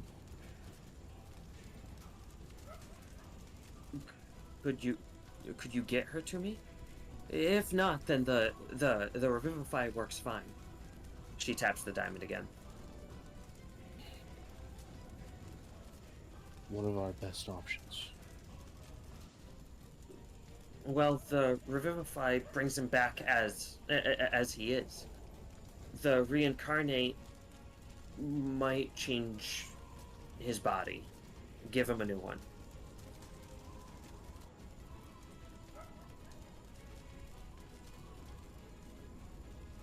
One moment. I'm going to get up and I'm going to go to the doors where it's barred. Yep. They're easily unbarred. As you see the actual bar itself, the wooden beam, it looks long faded, but they're still there. It looks to be like runic inscriptions that enforce this bar of wood. Okay. But it is easily removed. I open the door. You open the door, and everyone is there, including Kun'Brin, who has just rushed back from down the road. Elena. Hmm? Come. Quickly. She looks back and then starts heading over, holding Albion's glaive still. Grindhelm, you too. He nods and rushes on in. I let them in and have them go over towards the girl. Gotcha. Elfain and Kun'Brin, you both see them all enter into the church. Alrighty. I'm gonna follow if I see them going into the church. Mm-hmm. I'm gonna just wait. I'm gonna just wait outside. All right. At You this go ahead. point, I go ahead and I drop the wings. Gotcha. You go ahead and you drop them. At this point, for reference, as at like the moment before you drop them, the purple had encroached to encompass about a quarter of the wings. Yeah. Before you bamf them away, and as you do, there's almost like a, which normally doesn't happen. We heard And nothing. nothing happens. Oh. A Yes. squelching. It's almost like instead of the wings just dissipating with not much of a sound, it almost looks like or sounds like wind sucking. So it's not it's not So quite like like a a gasp. Like a light gasp. yes, more like a gasp. It's not like a physical squelching slurp. It's very much like a gas being sucked, a hollow and non-physical sigh or gasp. Okay. And Kun'Brin, as you kind of like post up and just kind of like wait outside, you do see a thin, kind of like gray-red string that just kind of like gently is drifting inside of the church. That's weird. Fuck it. Consider my curiosity piqued. I'm following it. It's always Alright. the red strings, man, I tell you. You begin to Goddamn, follow. Mitch, get me hooked. You begin to follow the red thread, and it does lead directly into the chest of the Dwarven King. Ah, no longer interested. And as it's there, it kind You of floats bamboozled off me. and disappears about 1.5 feet away. And no one else seems to be acknowledging this red thread. Wait, what? I get the reference. Can I touch the red thread? You touch it, and in a moment, you see from the perspective of the king, Oh, about the last maybe about 10 seconds before he dies. Before your hand just like instinctively kind of pulls away from the sudden force of information. oh. You all kind of saw Kun'Brin do this for a moment, just kind of like reach into nothingness and then kind of recoil a little bit. Huh. Could I gauge any, like, emotion off of that quick burst? A sense of duty, sadness, pain, and in a moment after the pain subsides, as all nerves are burnt from the blast, acceptance. Oh, boy. Oh. Shit. I'm gonna reach back into the threads. All right, you reach back into the threads, and your mind delves deeper. Oh, I don't As like we this. cut to Mitch, no, as we cut to Draig. First things first. Mm-hmm. If on my way to Allocate I encounter any of the invading orcs still residing within the city, Mm-hmm. I'm just going to lift up Albion's corpse and glare at them. You do run across some stray. They're a little bit battered, a little bit hurt, kind of like looting a little bit, carrying some stuff. They see you, and you can tell that instinctively they try to assess: is it worth dropping and killing, or are we going to ignore and look? They see who you're carrying, and immediately nope the fuck out of there. I give you one chance before I kill you. Turn around, follow me, and I will make it easier on you. If you do not, you die where you stand. I am Albion's brother, and you will do as I say. So they give me an intimidation check with advantage. You do have a point of exhaustion technically, so that cancels out to regular. Because part of my intimidation is lifting up my dead brother, can I use my strength instead of my charisma? And you are threatening physical violence, so I will allow you to use strength. Alright, so I will go ahead.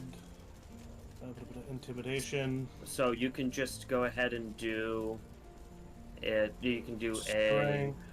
applied, and I'm going to roll it at normal. I don't have any further bonuses to it, correct? Intimidation. No, no further bonuses. You have intimidation. You said you made it strength. Yep. And I'm rolling now. Gotcha. A My God. motherfucker. Yes, Tyler. Okay. You go ahead and you pull up. You pull up. You shout the threat, and the orcs immediately drop their stuff and kind of like fall into line. A little bit confused as to why they're doing this, but they fully understand the position that they're in. Yep. So they do quietly and obediently follow. Yep. And by the time you get to your destination, you've maybe got about 6 or 7 stragglers that you've picked up. Are there Even any with this guards method. there? Guards of the city? Yes, or even soldiers. Yeah, there are a handful of soldiers, and there are a handful of guards and soldiers, and you can tell that there's actively Allocaine there. Yep. I'm going to look to, aside from Allocaine, whoever the next highest ranking member is, Mm-hmm. shackle these orcs. If they try to run, kill them. Draig's voice is getting more and more monotone, and a little towards a sadder end as it's continuing to talk. Without a second thought, a couple of the guards go up at the beckoning of the kind of like second in command, and begin to shackle the orcs and start bringing them into a holding space.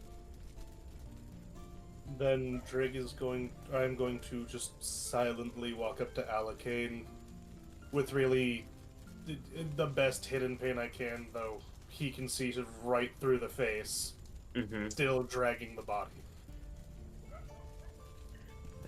Allocaine kind of he looks to you, and you can tell that there is a visible concern on his face as he steps up to you and is like kind of like reaching out a little bit, not knowing exactly like what to grab onto or like hold, and he just kind of like he takes a little bit of a breath, and he kind of like puts out his chest. Draig will stand at attention, but let Allocaine grab onto whatever. I'm here to report that my parent, my father, and my brother are dead, and I'm going to drop Albion's corpse at his feet.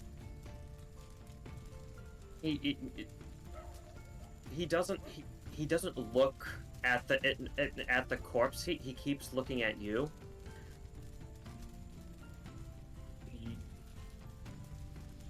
Report accepted. You are relieved of duty. And with that, Draig just slumps down and starts crying. And he gives you an immediate hug, almost catching you as you fall. Oh. And he just he just holds you. He holds you tight, and he just like kind of like rocks you back and forth a little bit.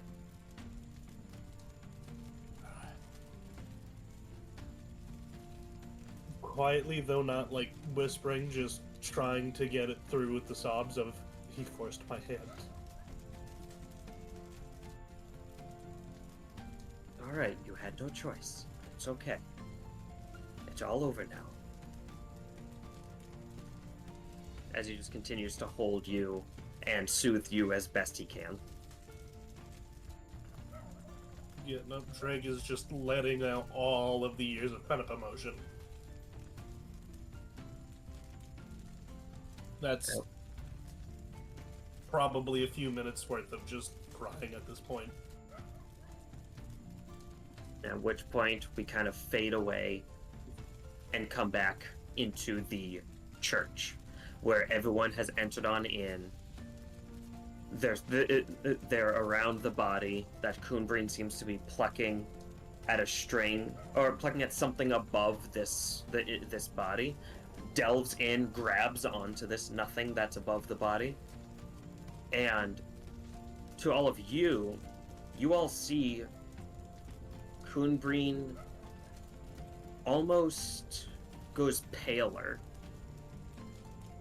And there is a almost porcelain look to his face. As he takes hold of this, and Kun'Brin, your mind delves into this space. And you find yourself almost like a floating figment in this ethereal space that slowly takes on this more comfortable form of yourself. But still vague. Like blobby. More wispy. No, I like wisps. You kind of take a moment to assess what's going on, and you remind yourself a little more of like a ghost or a wraith. Spooky. As you begin to maneuver around this kind of like somewhat ethereal, ephemeral space. What are you looking for in here? Looking for the king. Go ahead and you look around, and almost as if they're coming through space, there's these blips, these sights, these visions that seem to mostly be of reflections, as you are looking for a visual of the king, and they all seem to be from the perspective of someone. The perspective of him. Whoa. So you almost start pulling moments where he sees himself. Young, old, child, adult. Just almost scattered thoughts. I'm gonna search for his thoughts about life. You begin to pull forward more thoughts of like concern of what he's going to do in life from when he was young. You see, strangely enough, his encounters with death of people around him, wanting them to still have more life, or hoping that they have a better afterlife. And a very prominent, very clear, very apparent thought is holding in his hands a young dwarven child. Does it look like Grinhelm? I mean, it is a dwarven child. You're not super versed, but more than likely. Oh. Search for memories of Grinhelm taking over. His desire to be king, essentially. You don't see many as you begin to delve further and further. There's conversations, it looks like, that he's tried having with Grinhelm. There's notes and book entries of him almost planning a succession. Not just of Grinhelm, but of his other children. Or of someone else in case his children pass before he does.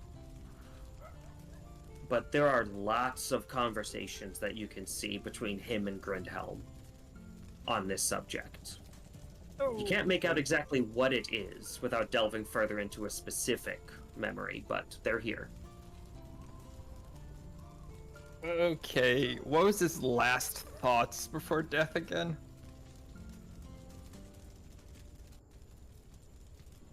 Within the searing pain, as you pull up this memory, you almost feel the heat. Not as intense, but there is a heat, like standing in front of a heater, of a massive bonfire. And a thought of, I hope he does well. Fuck. And then, at the same time as you hear that thought, you hear it from behind you. And you see the vague ghostly form, mostly from the waist up, with more kind of like a wispy nothingness beneath it. Seems to be the spirit of the king. Ooh, hello. I'm gonna ask him if he wants to return. I mean, I've lived a life. Not as long as I would have wanted. I don't know. I didn't know it was an option. He kind of looks to you with almost like a confusion. They desire to bring you back. But...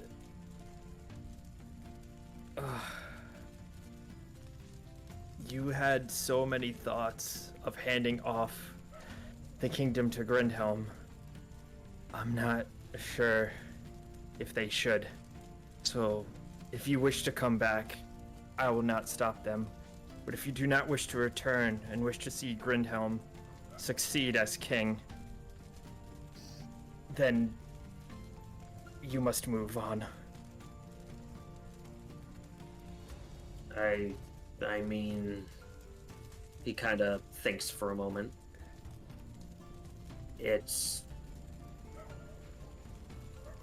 I would love to see him take over the throne, take the crown. But I won't get to see him do it if I am dead. It's almost like he's trying to process this and work it out in front of you, now that this is a newfound option. What if... this is gonna sound crazy. What if you joined me?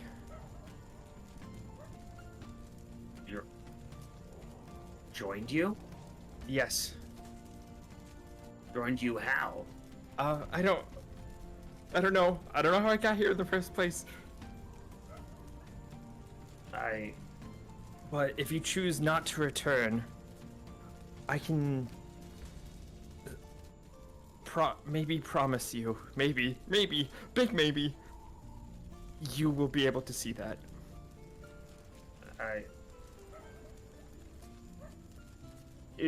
As he's thinking, his spirit kind of like gently is floating towards you, almost in like a subconscious way.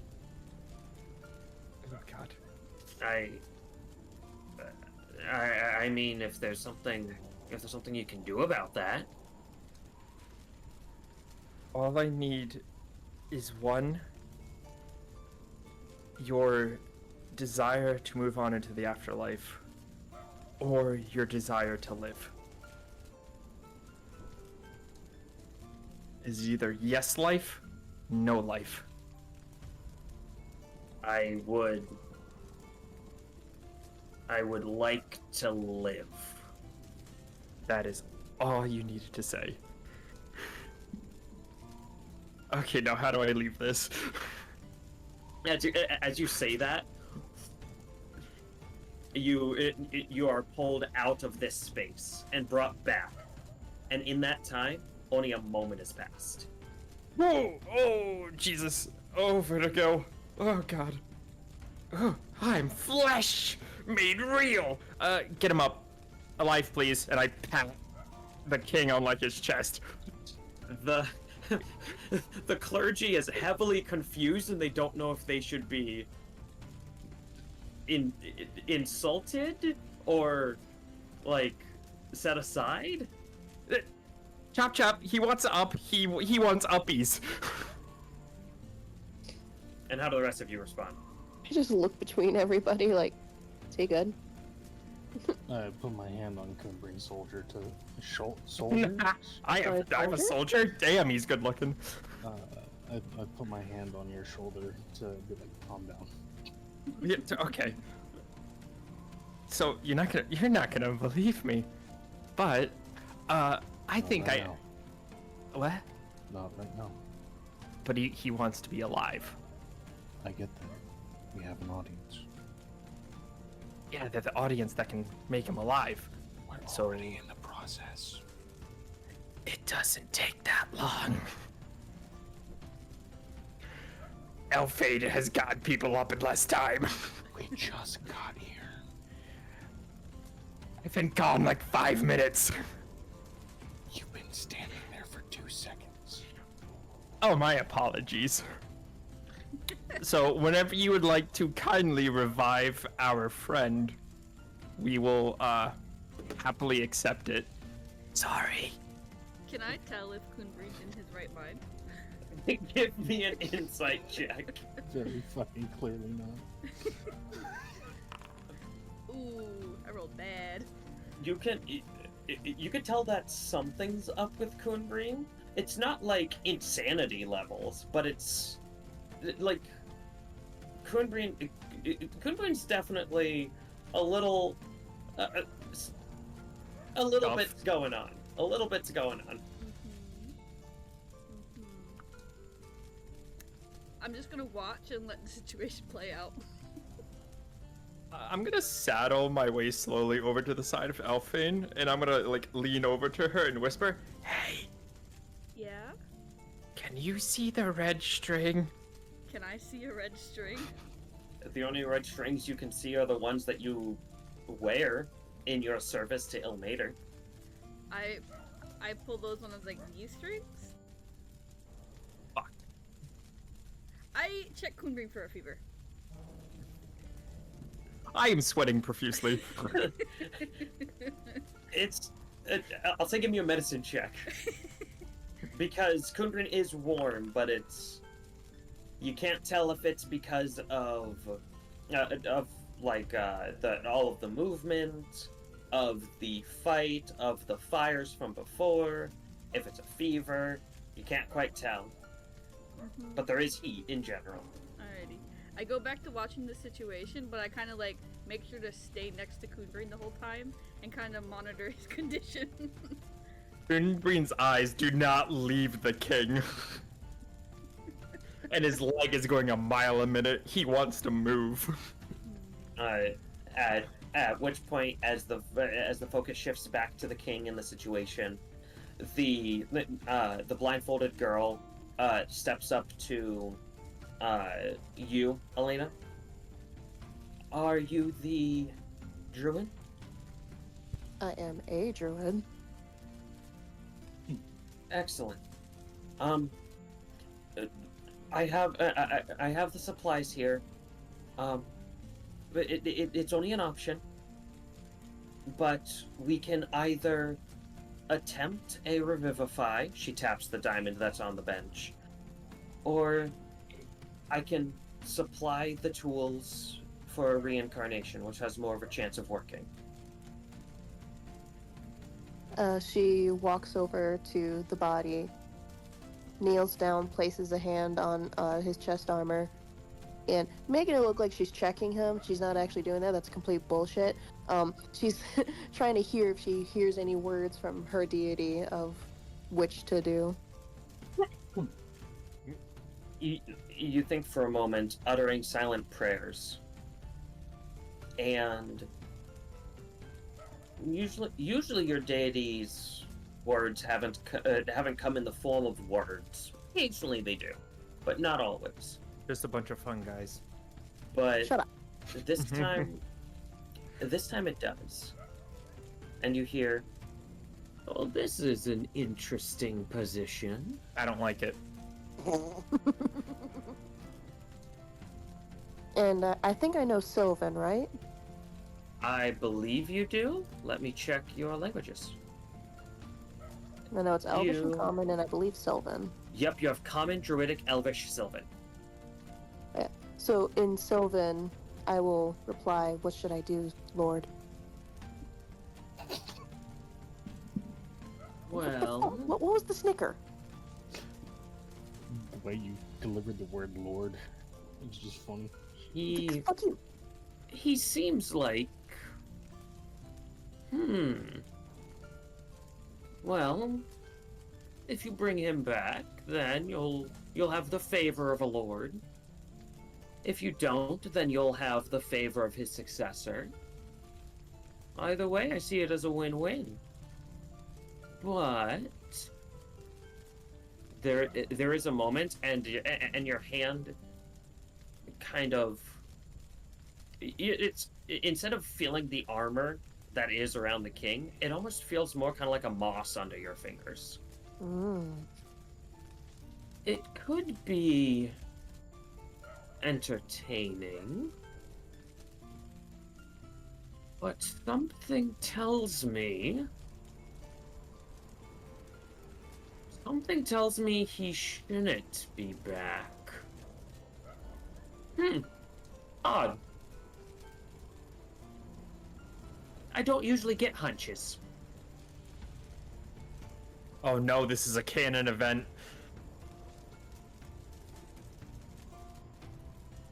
Oh, come on, guys, that was funny. She's just waiting. Yeah, I got around until, one. Like, Hang on, the other day now. hang on. It's a Nexus event. I have. No one ever better fucking laugh at that. My joke was funnier.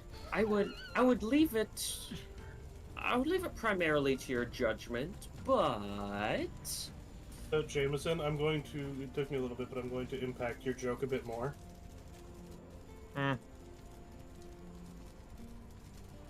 Fuck off.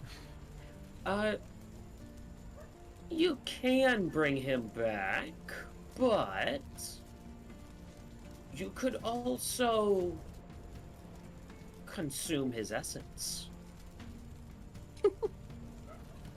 Her eyes kind of flick up from originally being shut upon hearing that, like, oh. And how so? We could kind of adapt. Didn't exactly do too hot back there for the most part. But nature's all about adapting. So we could give you a little bit of him. We could give you a little bit of everything. You could take, you could give. But it's not a completely open or closed door. If you want to bring him back, we can do other things.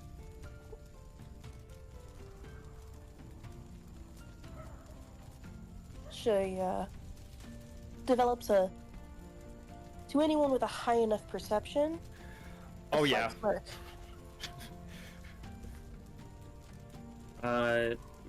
Mitch's passive perception is 21. Mine's 25.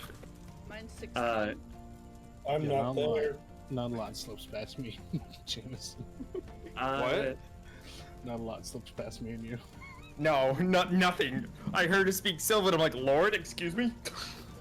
Elena, with your passive perception, your passive deception, I'll say that pretty much the party sees. That's fine. I figured. It was reflexive, so I just wanted to add it. Yeah, it's fine. That was spoken in Sylvan? All of it's been spoken in Sylvan. Okay, I know Sylvan. As do I. Does Mitch? No. Mitch does not. I imagine like me and Elfain are giving each other side eyes, like what the fuck. Yeah. Mitch's languages are missing. Mitch can't speak. Celestial, Common, Dwarven, and Elvish.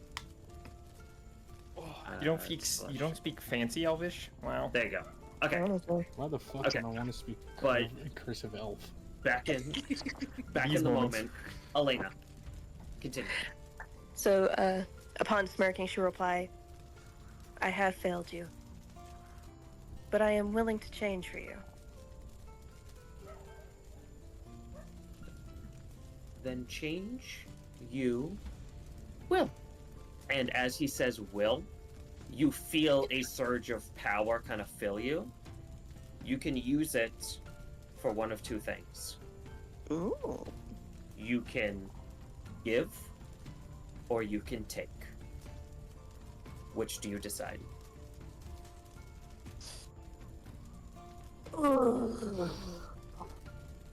I love the echo. Do I have a moment to think? You do. You do have this power within you. You're not sure how long it will last, but you have this power granted to you. You can give or you can take. I'm going to swiftly stand up, turn to the blind woman who I'm assuming is an oracle or some sort.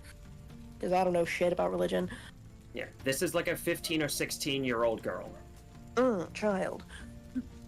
Hmm. And she, now in common, I will try, but I need privacy. Okay. Your materials, she kind of gestures to the table, are here should you need them. We will just be in the other room.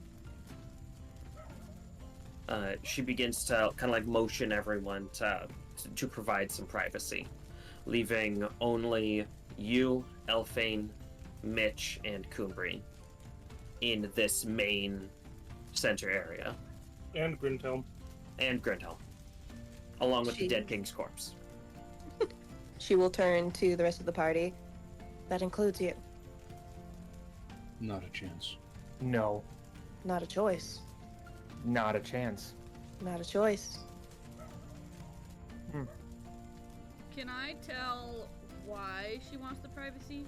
Yeah, I'm gonna insight. Whoever wants to give insights can give insights. Hell yeah, brother. So, Oh, fuck. Elena, Mm-hmm. give me either deception or persuasion. You should have an option before you hit the roll button to choose to make it a DM roll or like a GM roll. Like roll mode says public. Well, you Oh. know, I would, but Pally is Oh. controlling my sheet, so he will Okay. see it anyway. So then here, you go ahead, message me what you want to use, and I will roll it using Okay. the private GM roll. Can you pull up my sheet, please? Ploo-ba-doo-ba-doo. And said either deception Or persuasion. or persuasion. In this Do moment, not- this is about which one's better. This is about, are you doing something evil or not? Oh, yeah, I know what I'm doing. So then, yeah, go ahead and message me directly, and I will go ahead and make the roll. I have done so. All right.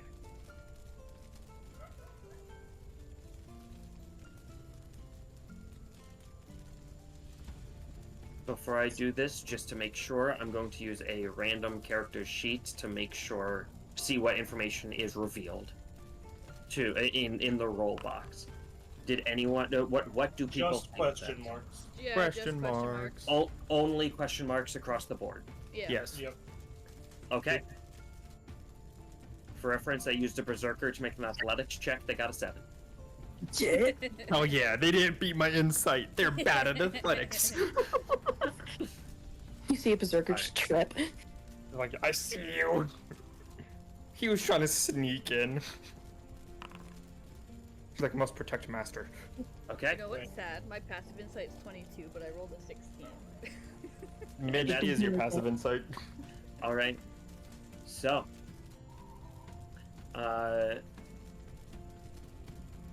Mitch and Elfain, Yes. what information do these two people glean off of you, Elena? Now, remember, this isn't mind reading. It's not like they know your exact intent. But Elfain with a 16 and Mitch with a 22. The check that you provided was an 11. Ooh. So What do they glean off of Elfain you? can glean that there is something more that I am not saying. Okay. And Mitch can glean that I got something up my sleeve that I'm also not saying. Like, good I'm or trying to think of bad how- up your sleeve? I'm trying to think of how to phrase it. It can be considered selfish. There is something that she wants to do that is not selfless. This is what you can pick up, Mitch. It is selfless, and there's something that is slightly different than when the opportunity was first provided. as if circumstances change.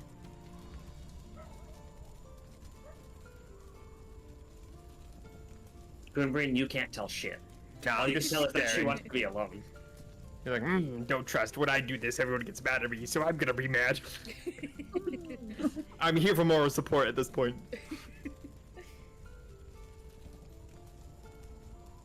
Grinhelm's looking back and forth at everyone. What's going on? She's hiding something. Yes, she is. I knew it. Not She's really. hiding something more for herself than she is for the kindness of doing this act for us. Or you. Let's speak up. What's up? What's going on? Does this have anything to do with the conversation you had with that girl?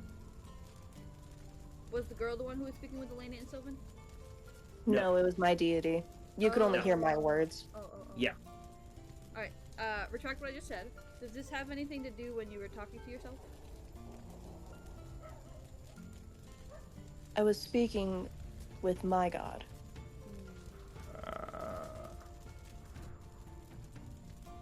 And the ritual that I am willing to do requires privacy. Insight. Yeah, I was about to ask the same thing. Go ahead and give insight checks. Inside. Oh, that was a Excuse long me. I'm not inciting myself. one. Fuck. Mitch lost it. Elfain's on it this time. I will go ahead and I will do. Do you want me? I'm assuming I'm using the same roll. Yep. All right. I accidentally rolled your shit. Got a 16 and I rolled a nat one. Fuck you, bitch. You've had crits today. I don't want to hear it.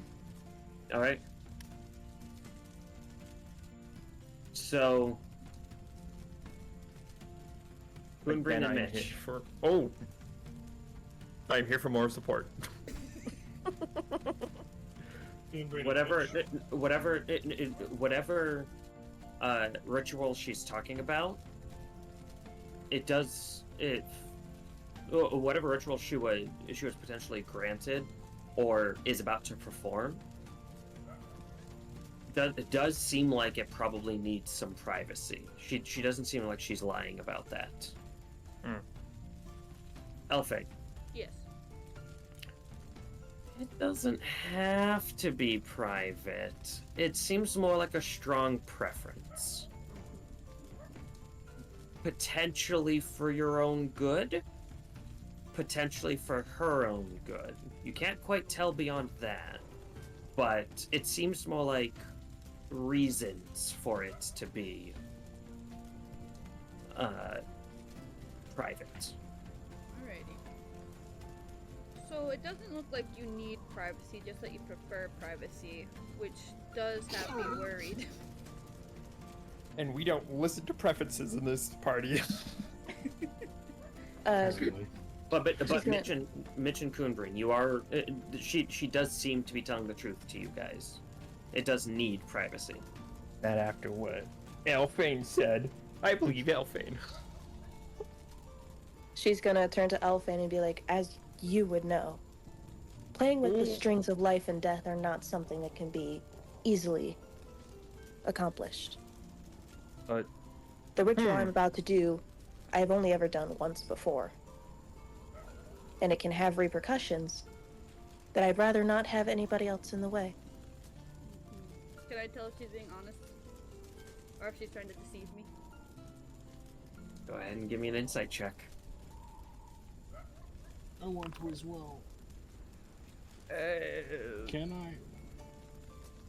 I? Mm. I understand she's being selfish, but I failed the last thing on the truth. I must seek the truth. Justin, I'm waiting for your input. On what? I wish to insight as well. You may insight. I just don't trust her at all since we picked her up. I do Kun'Brin just also- doesn't flat out believe. I do also respond that I do understand the matter of life and death, but I've always had everyone around me to help. So I don't understand the secrecy. And And that's I've died what I like respond. I've died like 5 times. I'm still kicking, so it can't be that hard. Yeah, I've sent you a message. Hold on. Wait for my retort. Same. Alright.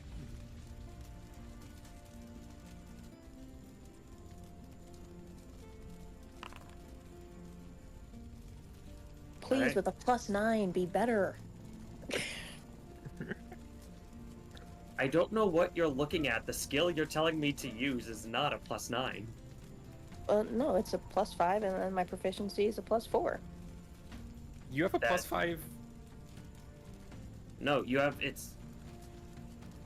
your skill is your charisma's a 13. Your proficiency is what brings it up to the number you see. Oh, well, son of a bitch. Well, still, the other one's lower. I don't care. All right. Excuse me. And I am still following by the, is it good or bad? Yeah. You're not really sounding all that convincing. Both of the insiders are able to tell that's not exactly right. Insider trading. You rolled a 10. Oh my god, can you roll better? Watch out, you might die for being interrogated by Mitch like the other dude. Yep. Apparently, it's an ability I have. And, The- and, Poor Fishbach. and look, you- look, guys, the gentle repose does give us 10 days. If it's that dangerous or like secretive, we could always hold off for now and try tomorrow. I think we all need a good rest. I will also have my magic back tomorrow and can assist more as well. Cleric already offered Revivify, but the difficulty of which we don't know how long. Well, we don't know how many times he has been in this situation. A bit. It seems to be more and more difficult Oh, the longer you stay alive. may I pop up with something? Yes. When I entered the world, I saw a lot of his deaths, and a lot of close encounters with deaths. He was a well-adventured man. So it looks like the Revivify would be tough. There are It also, would. There are also other healers in town that I was helping prior to the invasion, who may also be able to help if we're that concerned. If they're alive, Yes. which hopefully they are, then we should rest for now. I wish to rest for now. We're all a little hurt, we're all a little tired, and we're all on edge. All Yes. due respect, it's not our call. Yeah. I turned to Grinhelm. He is your father. What do you think?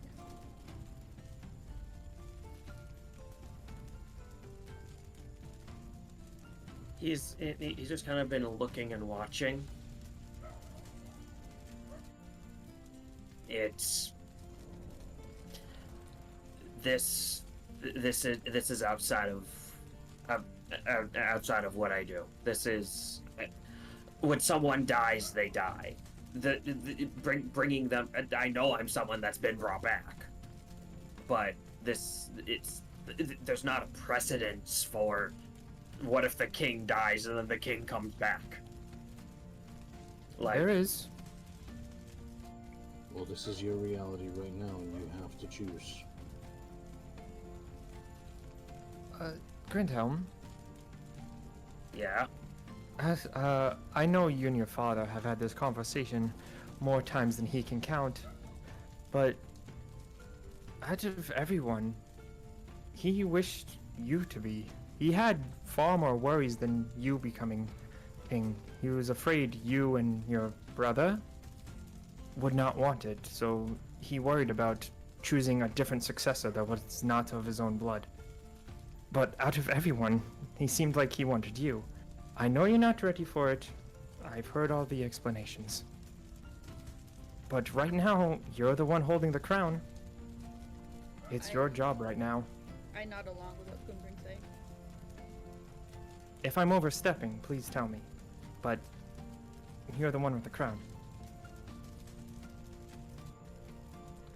Kind of pulls out the crown that he's been holding this time. A king is far more than just a figurehead. And your father knew that well. He ran into battle at the first sight. Something you could still do if you were king. And if your father chooses to come back, which he does, and he does come back, then that's a conversation for a different day. Whether he wants to remain king, or have you lead in his stead. And he can retire as an old grumpy man.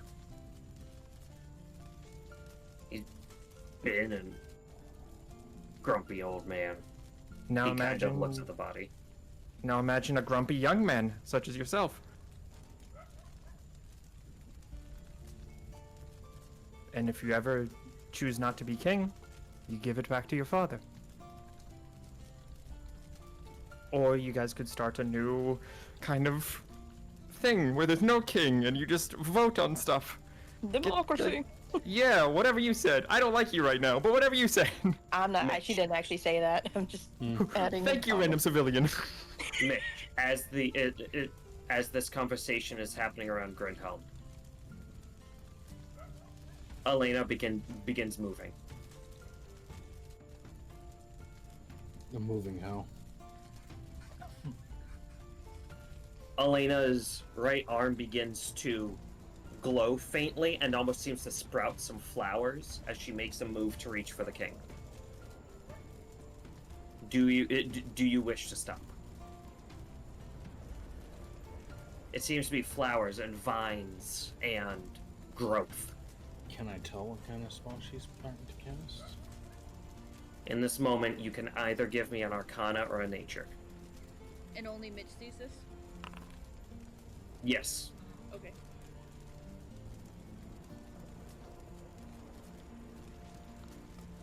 You don't recognize this as a spell. It seems to be more of an ability of sorts. It seems positive, at least from what you know of other spells that things like like druids or like nature clerics can use. It doesn't seem inherently harmful, especially because you've seen her harmful spells. But you can't be 100% sure. This isn't your exact purview, but it doesn't look hostile. I take my sword and I put it just under her chin. And I go, you wait for the dwarf's order, fate touched. In this instance, I need both of you to give me dex checks to see which action occurs first. Oh fuck! Let's go, bitch! Shit! Oh my goodness! Alright, so We got the draw. Or should I say, Elena. oh my Ilmater? Elena's wrist flicks, and she makes a couple of quick movements that are very intricate. It's almost like her body's moving on its own while these flowers and vines grow off of her arms towards her palm. And she gets within an inch of touching the king before the sword pulls her back for a moment.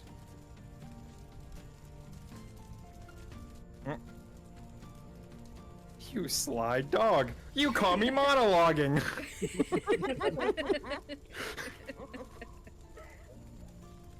And this is where Kun'Brin becomes selectively mute. Yep. So I can be ever present always. No one can escape my sight. No evil shall escape your sight. We're in a moment. It can. We're in a moment. So Mitch has just flicked the sword out. Not hyper aggressive, but enough to momentarily stop Elena. How do you respond? She's gonna kind of slowly shift her eyes, not necessarily enough to actually turn her entire gaze, but enough to kind of catch him in her peripherals. Do you want him back? She says more to Grinhelm than to him. I would like a chance at least to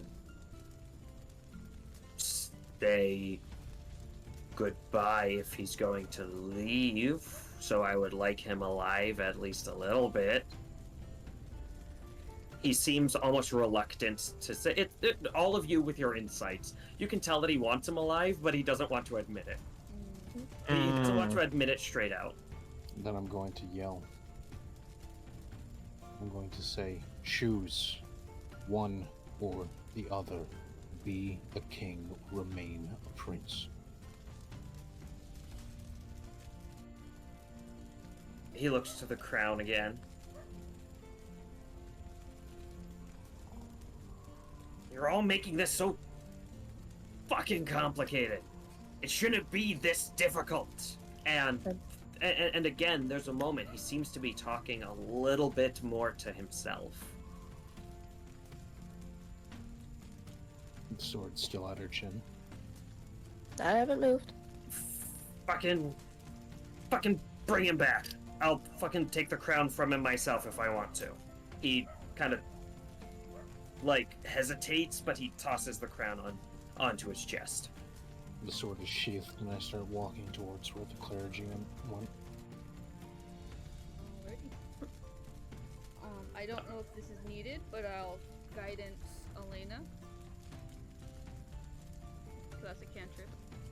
A thin red string kind of winds itself, intertwining with the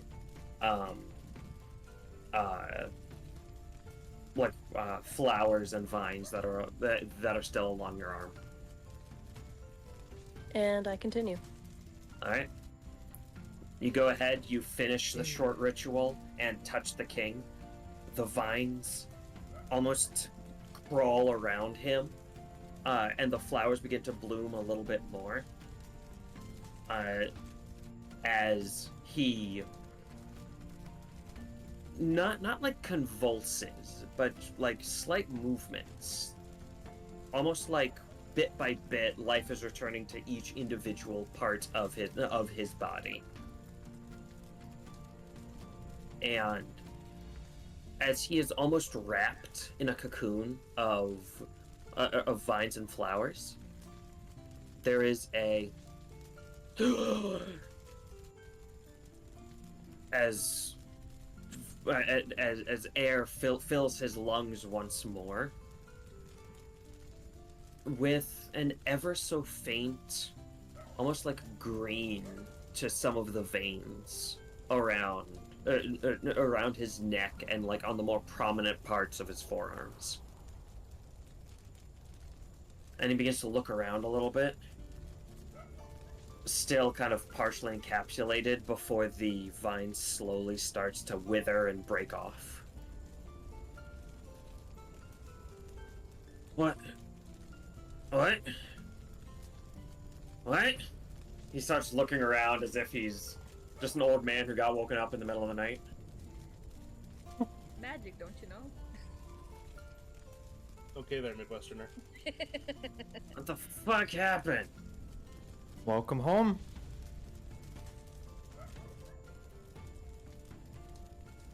I hate it here. Well, it's the land of the living. Everyone does. Justin, do I do the Yes. part 2 of what I messaged you? If you're doing it out loud, then yes. Yeah, still in Sylvan. All right.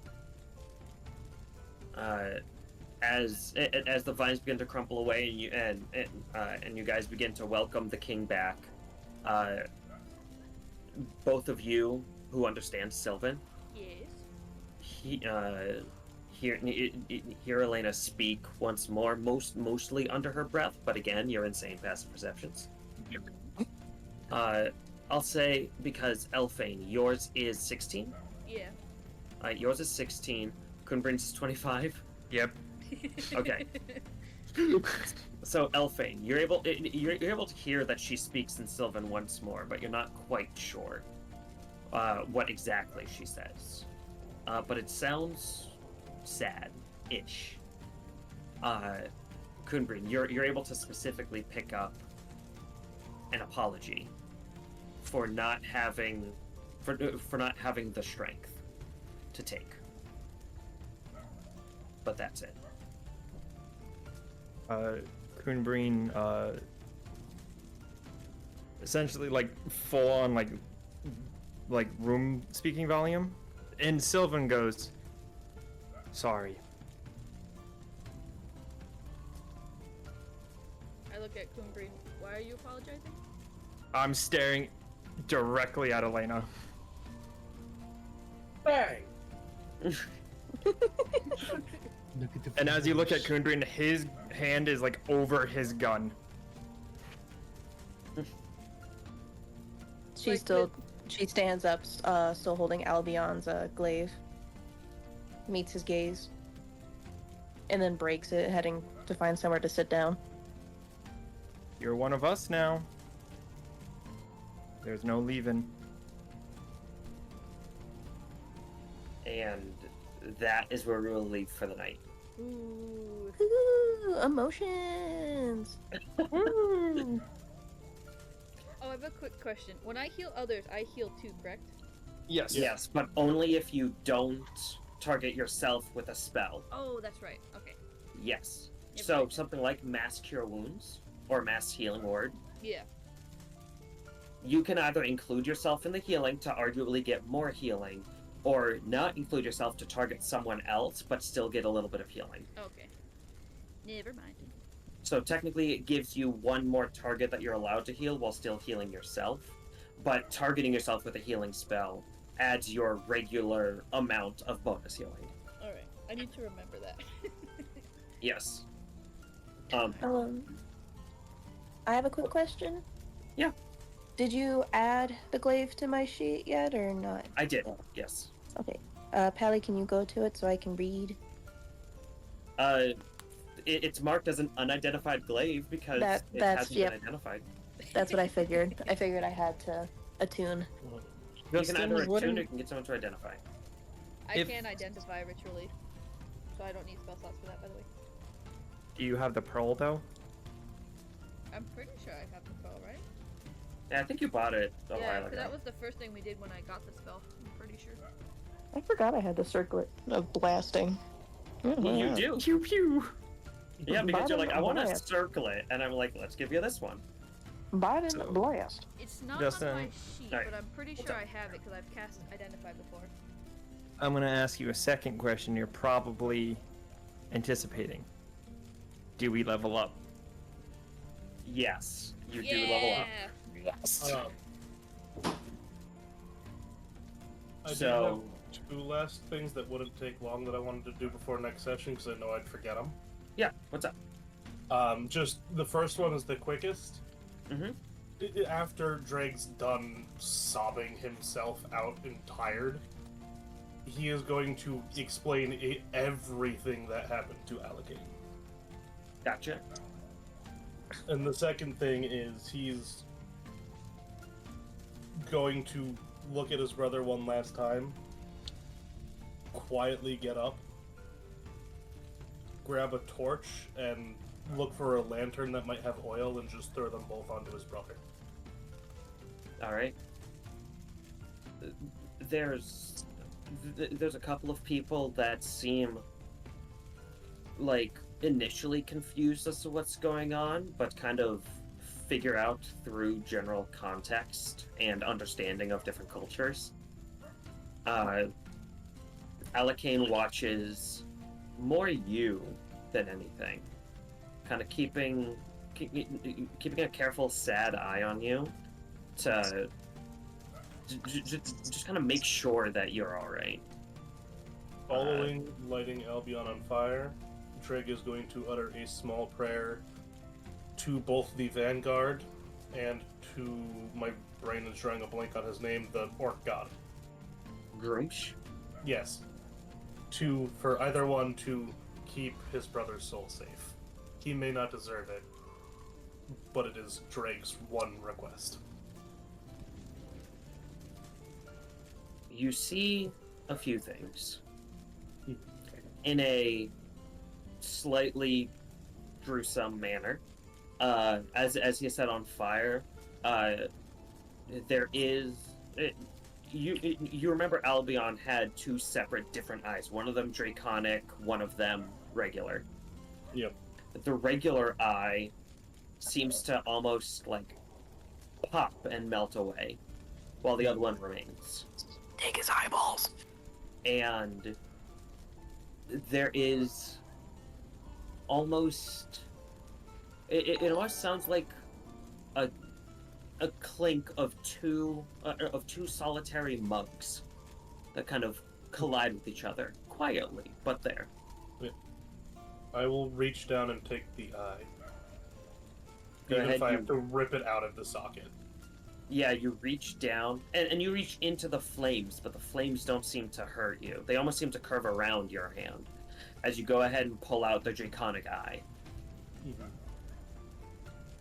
And it can be marked down in your inventory. Mark it down as Albion's dragon eye. It blinks. How do we level up on this sheet?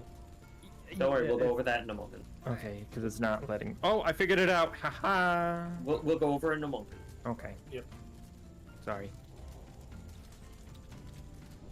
All right. So Draig, you have that.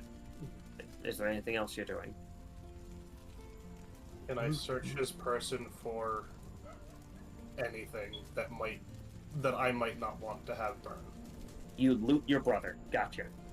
Not quite that. Loot. No, I get you. Yeah. Hey, I've done that. So you do it. He is wearing plate armor. That won't burn. We'll just need to be retempered after this. Yeah, he does. He does have a short bow. That I'm fine with letting burn. And there does look to be an amulet around his neck. That does seem to be made out of this kind of like shiny, almost silverish material. That looks to have a symbol to. It's not Grunch. Who is it? The Grinch. Yeah, So totally. focused. No, it's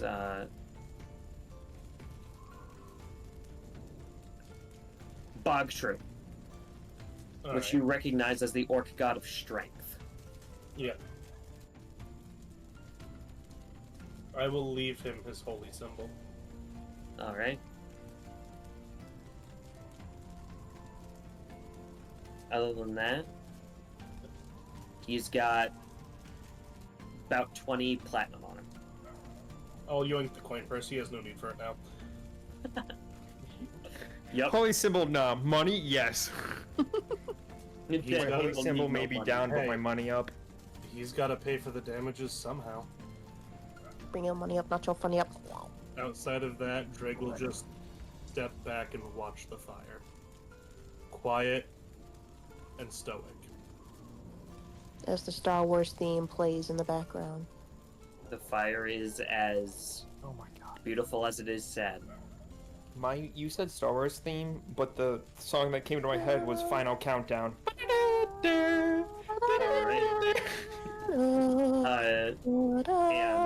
And with that, we will call the session to a close, and we will begin, I guess, leveling everybody up. Oh yeah, brother. Yeah, Pally, lucky for me, I forgot since I'm a druid, my leveling is really easy. Thank you I'll everybody grab for your tuning shit. in. Until next time. Bye-bye. Fare thee well, friends. Bye. Bye-bye, stream. I'll follow Bye-bye. you. Bye.